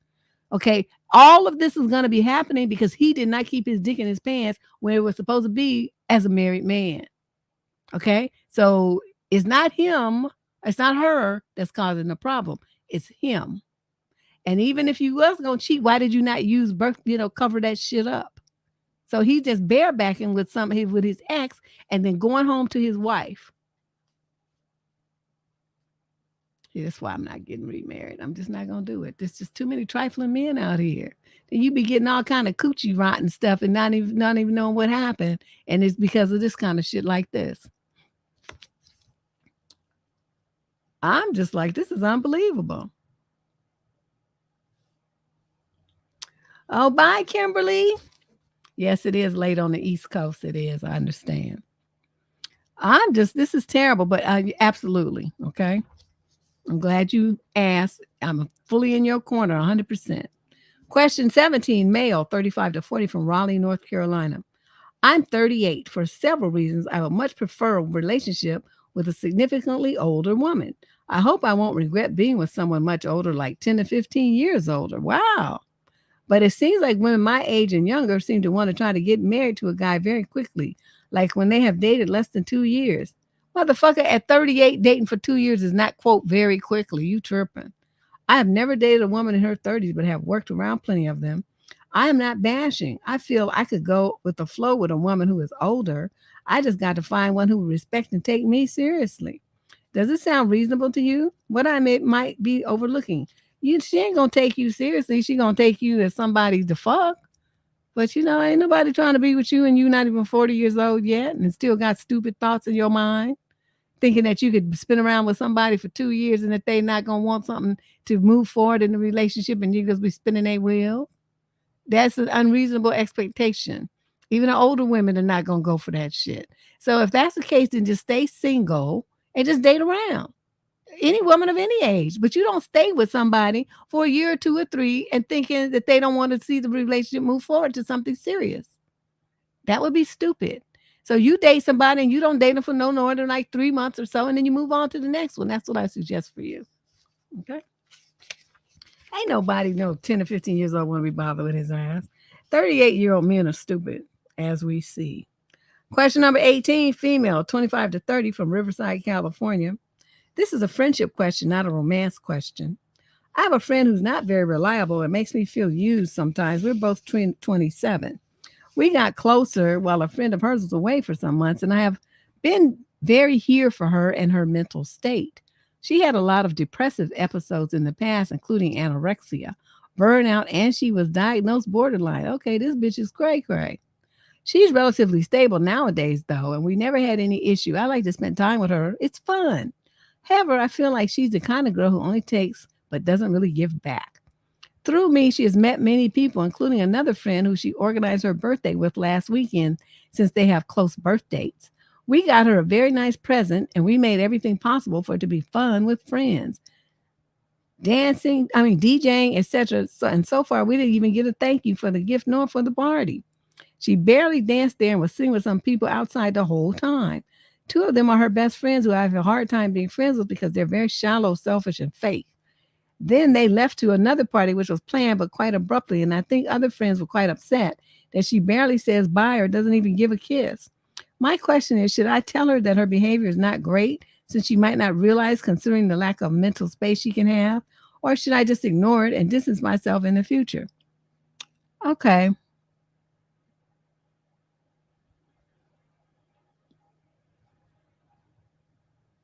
Okay, so you organize a party for her birthday with another friend because they have close birth dates.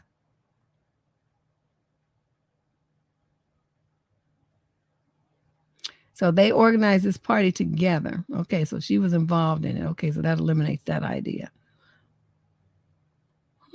She barely danced there and then she ran to another party.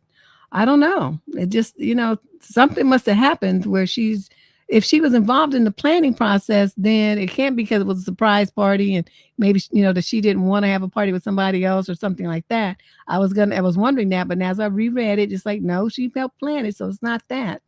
I don't really know what her problem is and why she has such a weird attitude, about this thing. But, you say that she's doing better, but she has a history of depressive episodes, including burnout, borderline, diagnosed borderline personality disorder, and anorexia. Okay, well, somebody with diagnosed borderline personality disorder would display these kind of behaviors.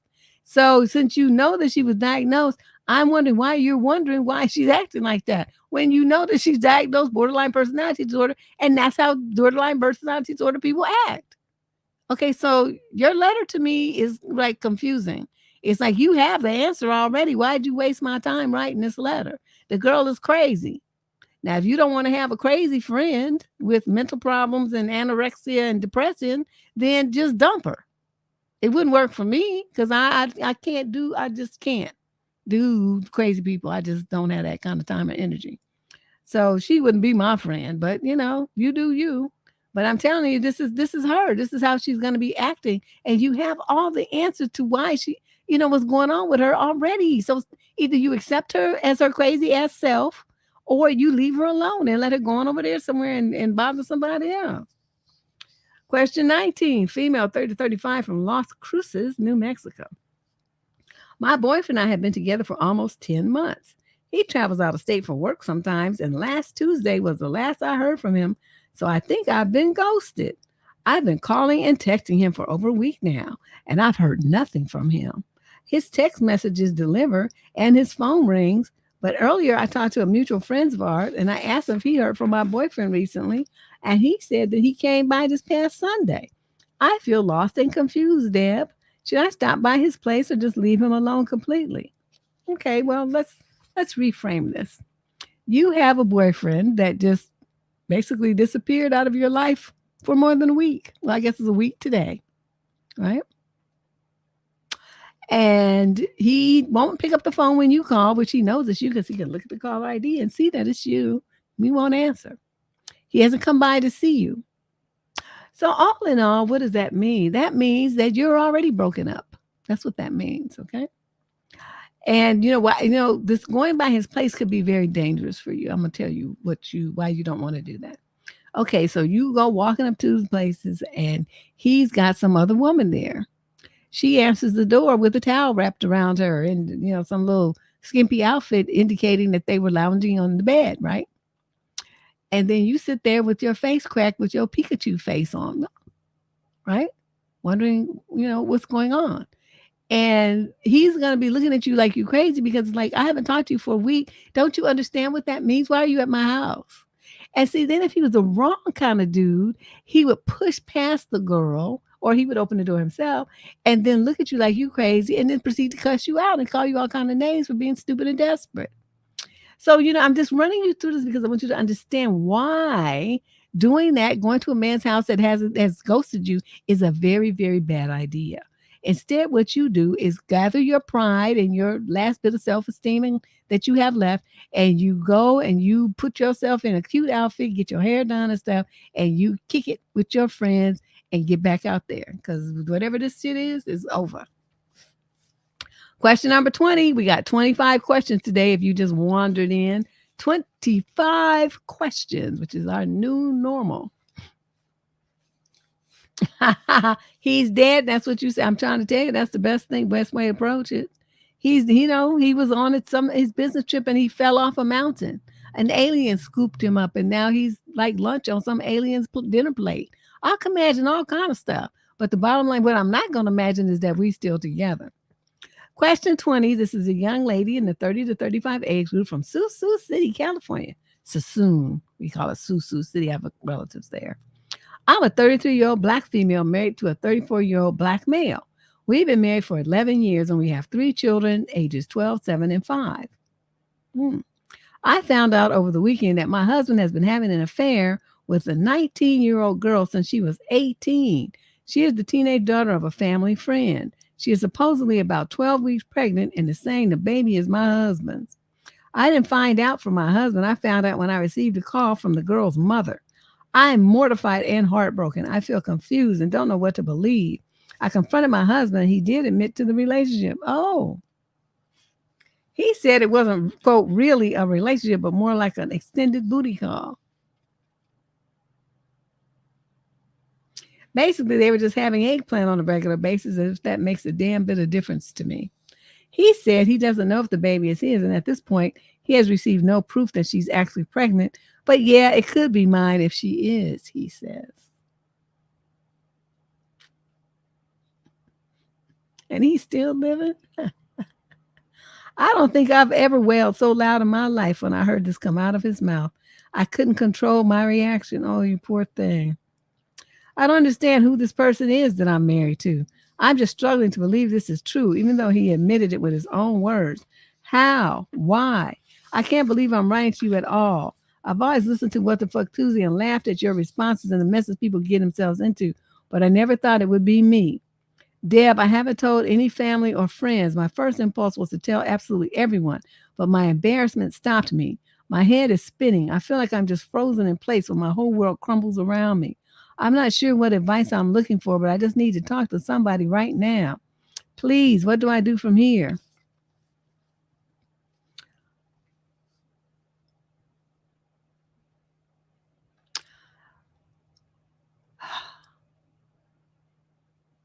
There's so much I could say. The first thing you need to do is whatever bank account you guys have, go and pull out your half tomorrow. Okay. Whatever you got a job and stuff, your auto deposit, cut that, open a separate account in your name. Go down to the courthouse and you file what's called a bifurcation. That's in California. That is the effective date that is filed and stamped by the court. Cuts your any debts that he makes after that are solely on him. You want to do that because you have 3 children to protect. Whatever's going to happen with this baby, he's going to be tapped up the ass for child support and daycare costs. He's going to have to pay a portion of that in health insurance of that new baby. And for a little girl like this, she ain't going to be making no money. She's going to be making minimum wage. So the amount that he's going to be paying is going to be astronomical. You want to protect your resources and your salary from that garnishment that he's going to get. The only way you can do that is to file a bifurcation. Okay. But you want to get half the money out now and start separating your finances from him the day that you file. So you need to do all this tomorrow. Just take the day off from work and handle everything. Okay, I know you in a state right now where you're reeling because all your dreams about your marriage and all the stuff you thought was going to happen and all this happily ever after and all this shit just blew up in your face. But this is not the time to fall apart. You have 3 kids that you have to protect. So you cry later, okay? You cry on the weekend. Right now, you have shit to do, stuff to take care of. And, they can do prenatal DNA tests. The amnio, they just stick this needle in through the amnio sac. pull it out, and they can determine if that's his child.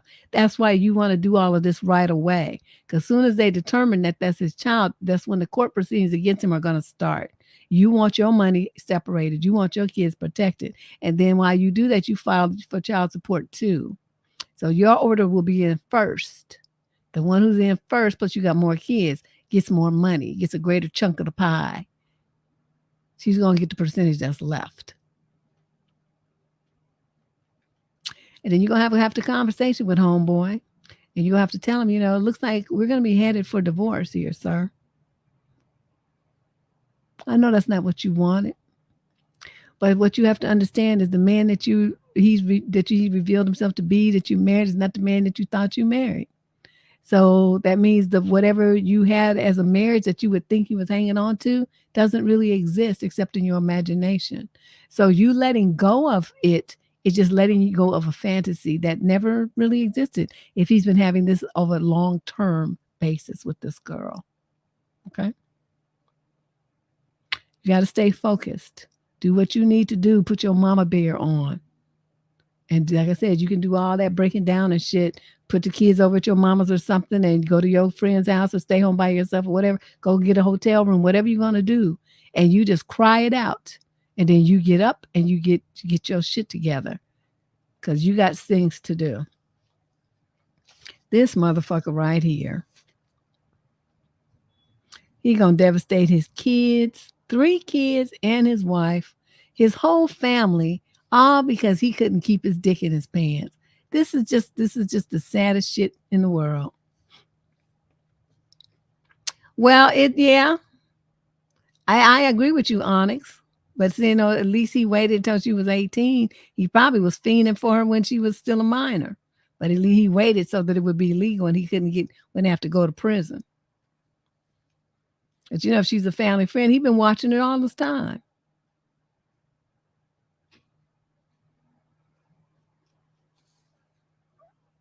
This is just terrible.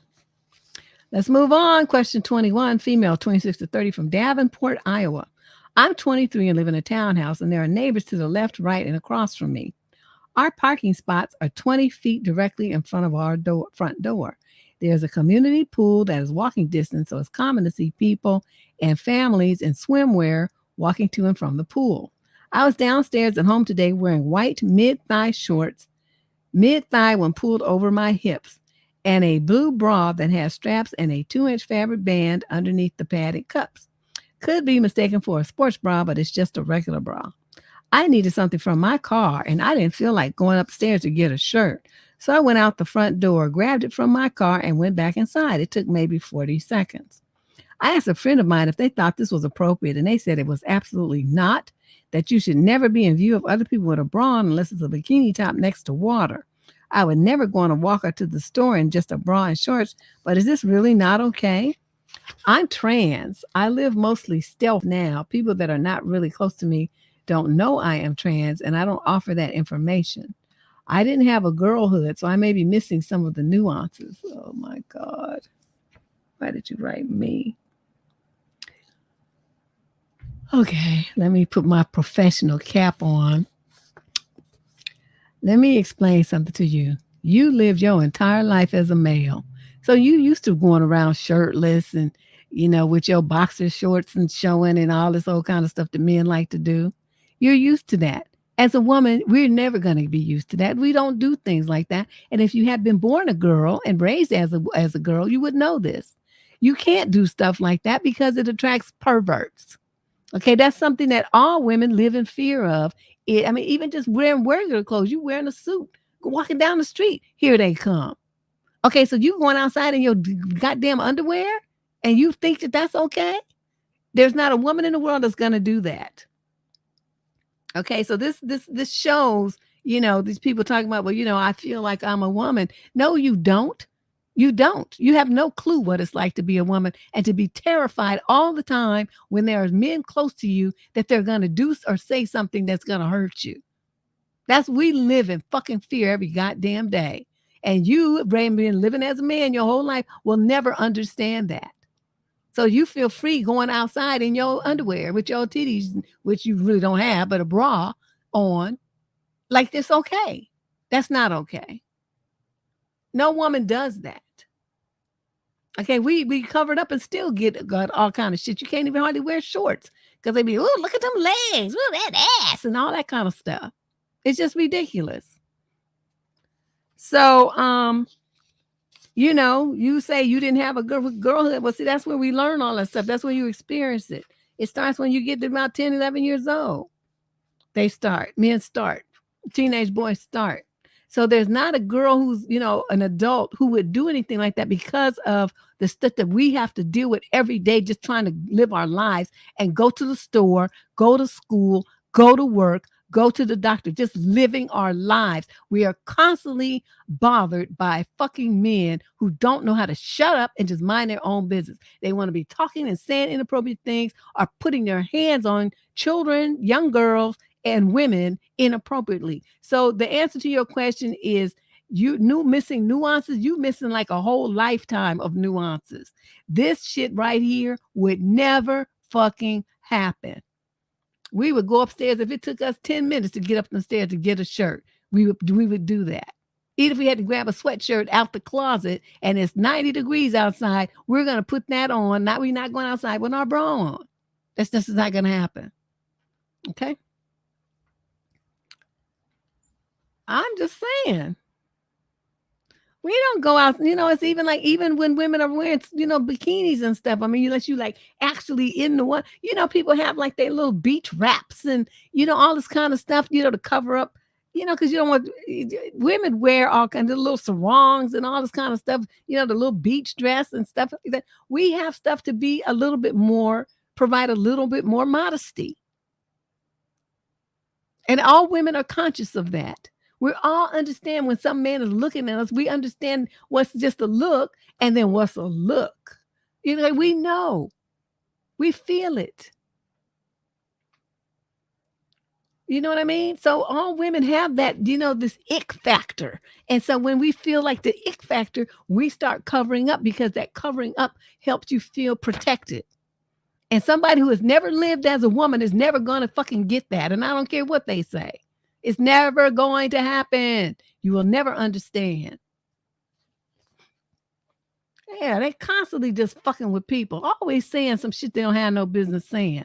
Always following you down the street, following you in the store, just trying to hump on you. I mean, it's just fucking ridiculous, the stuff that men do to little girls and, young women.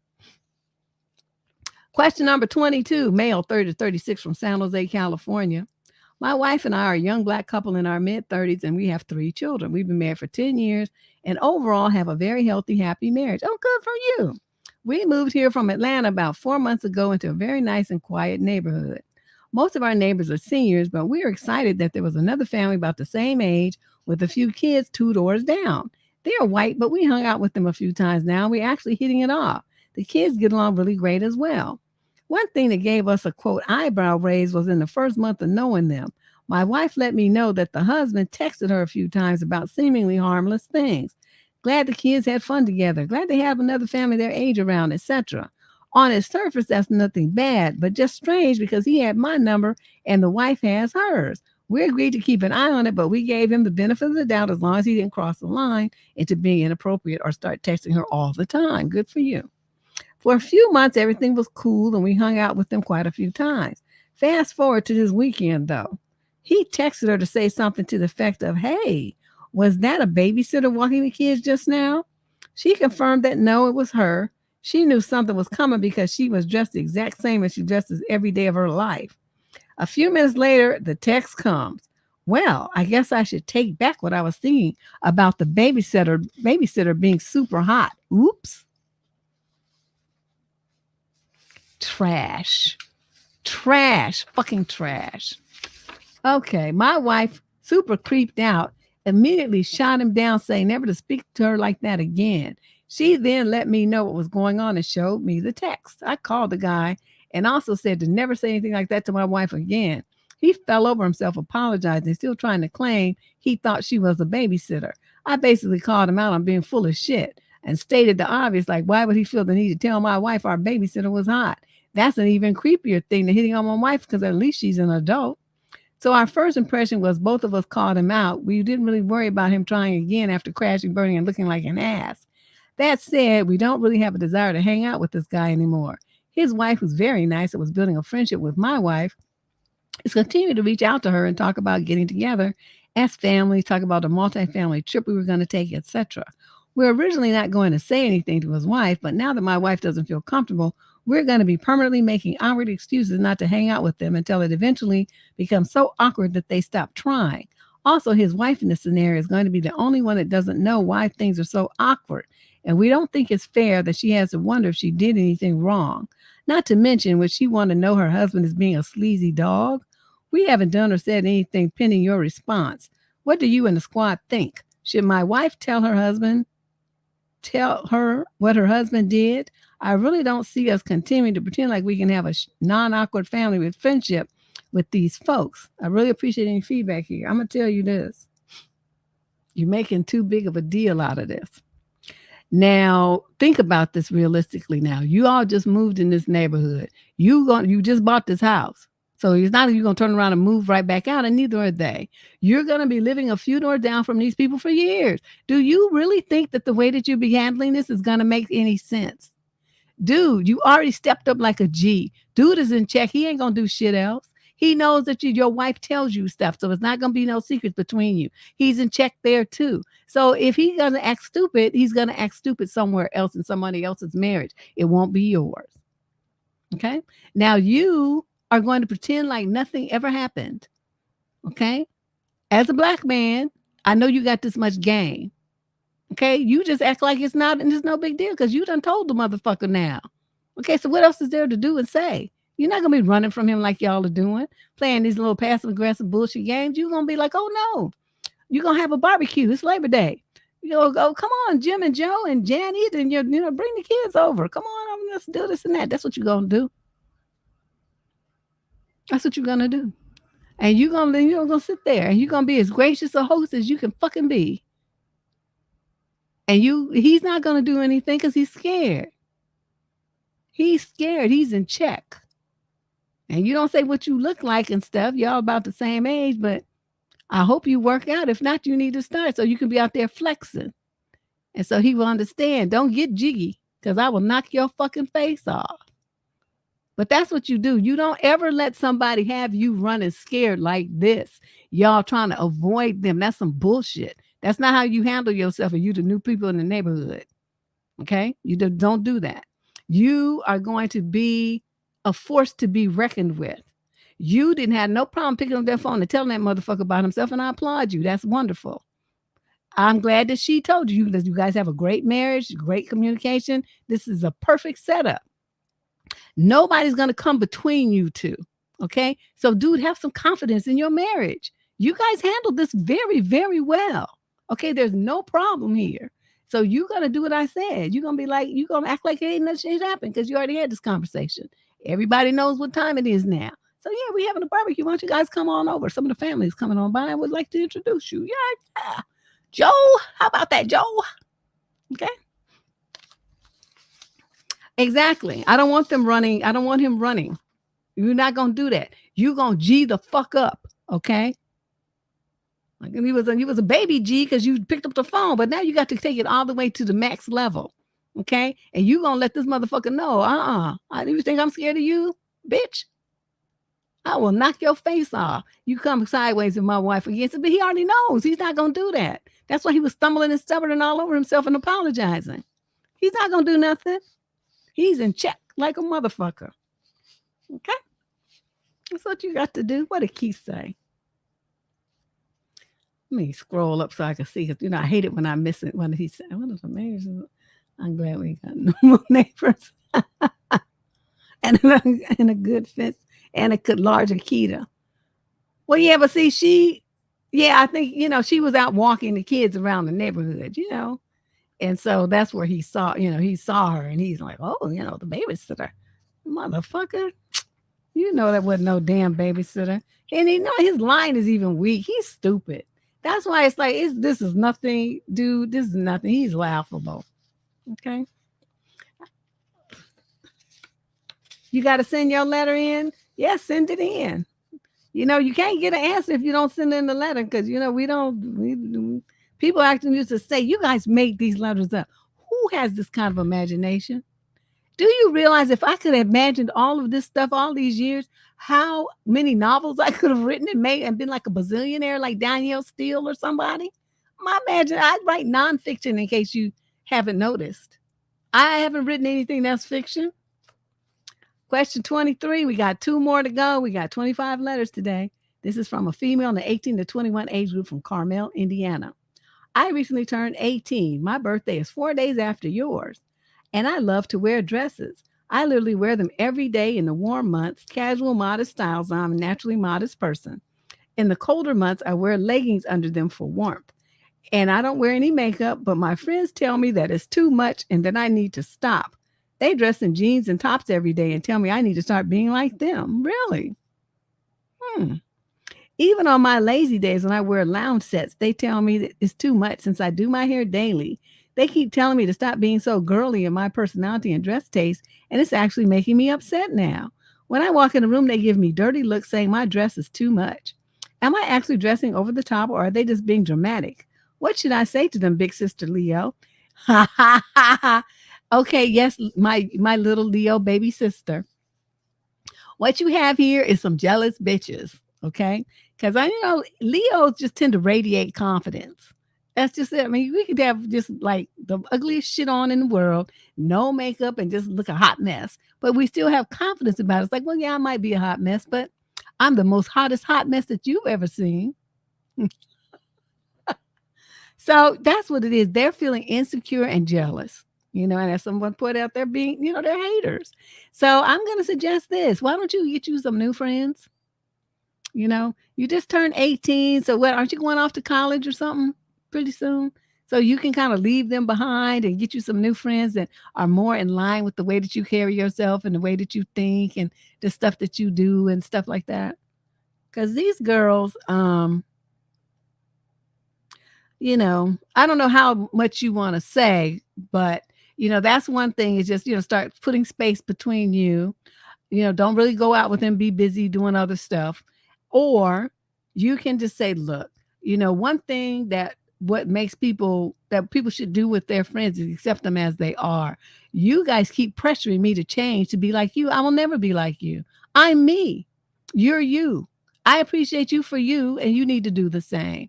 Now, if that's not something that you feel like you can do and you want to keep up this pressure for me to change to be like you, then I think we need to end this friendship because that means we're not friends. You're sitting in judgment of me and being upset because I'm different from you. That's not acceptance.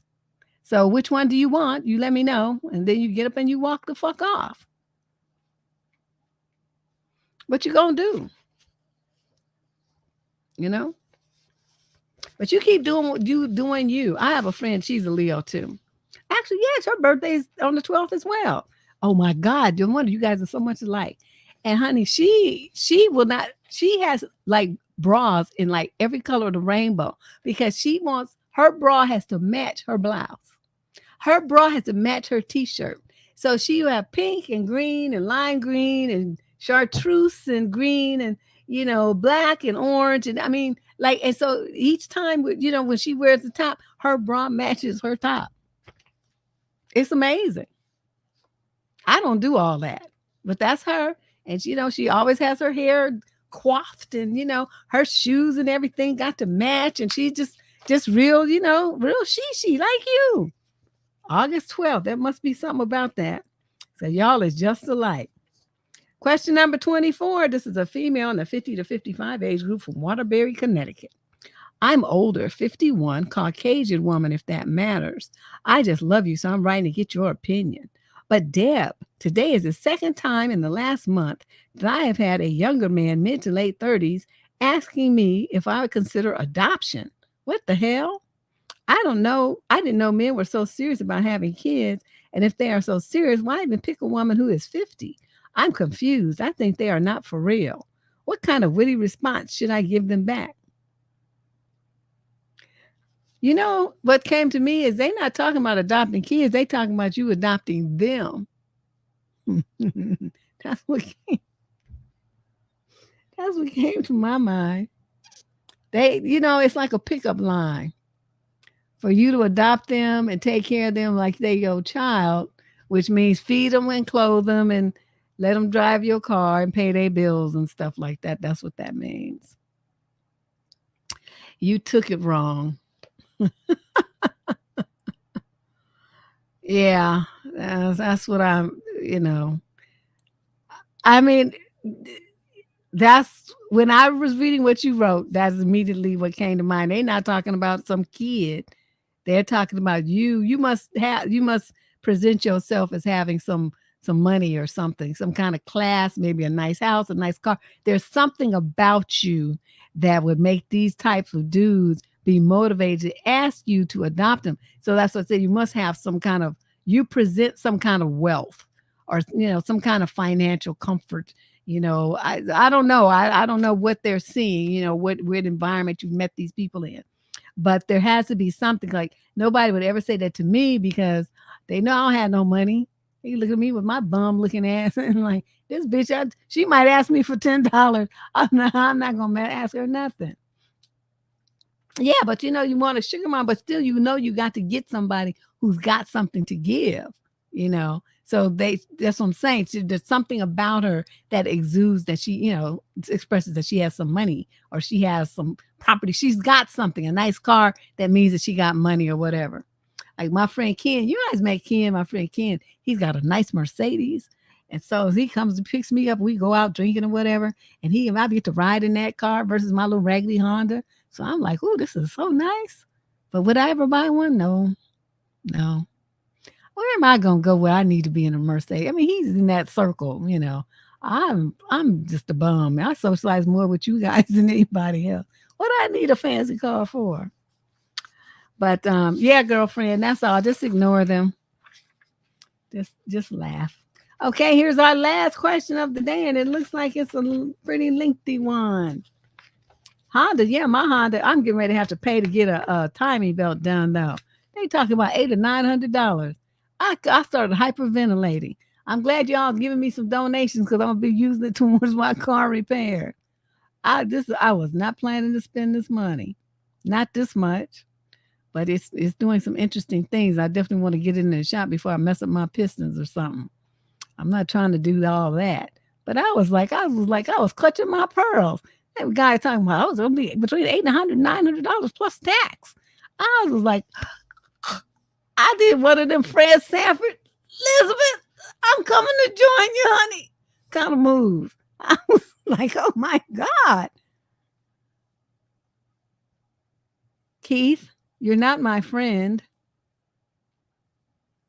Like when my car got in that accident, I took my car down to the hood and the Mexicans fixed it. These other places wanted like, I don't know, like almost $2,000 to fix it. And the Mexican dude fixed it for $700 out the door and put a new bumper on it and everything.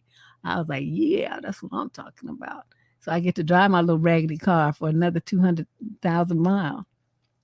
Mine's got 218. Run like a champ. I had the transmission rebuilt about 4 years ago. Run like a champ, except for this timing belt thing. It's doing this like bucking. I don't know. It's just acting weird. I don't like it. He did it. Lily, he did it. He did a great job. I mean, the car, it looks great. There's like a few little things, but you know what I mean? It's like, I didn't pay for perfection. I just paid so I could drive the car. And he made it look really good. They buffed it up and everything. So I'm driving my little car. It looked better than it did when it was new damn near. So I'm cool with it. I only paid $700. I'm gonna complain? You think I'm gonna complain? Psh.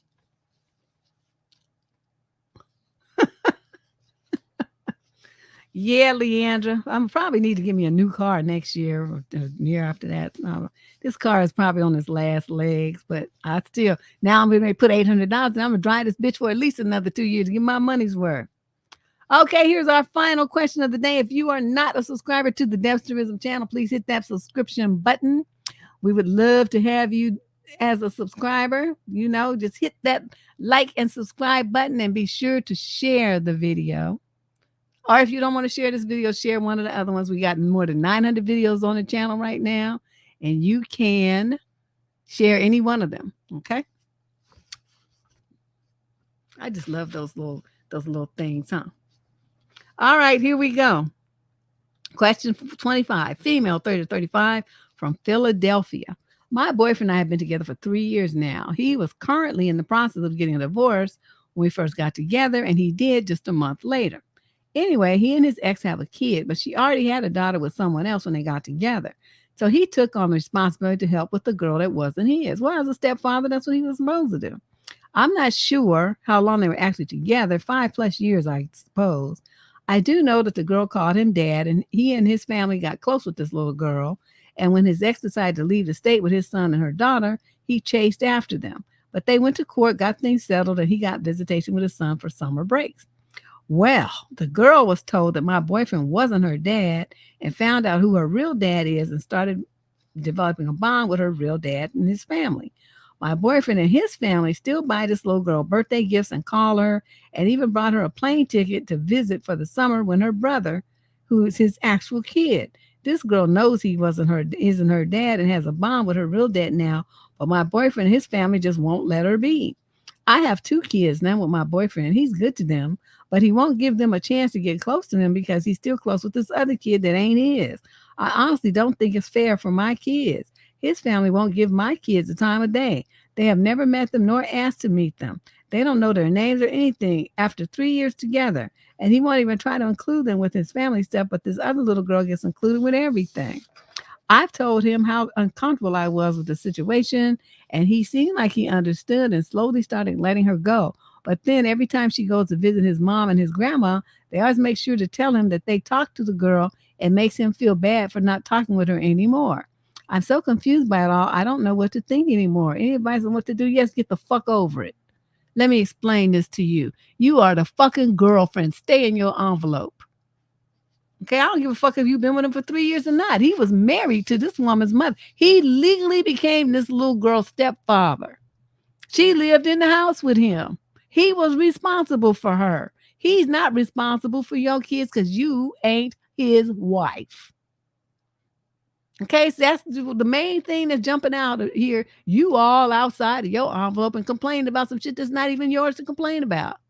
You don't have no power in this situation.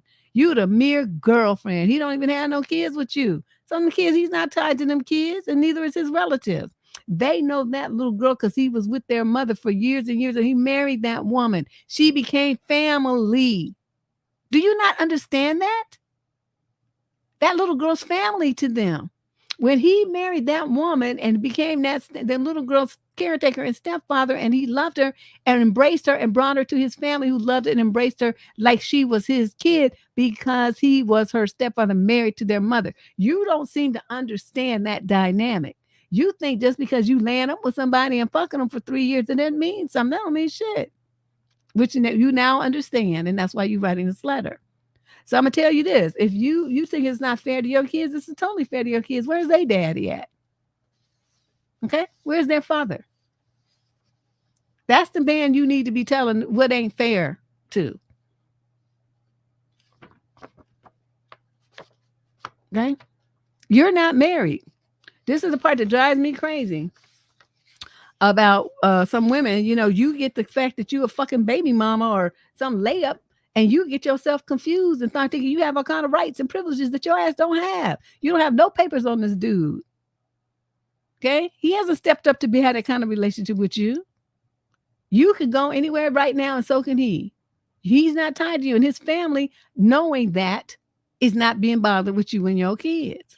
Now, if you and two were to get married, then they would embrace you and your kids because then you would become family. But right now, you're not. You're just the bitch he fucking. Okay, so you need to understand that.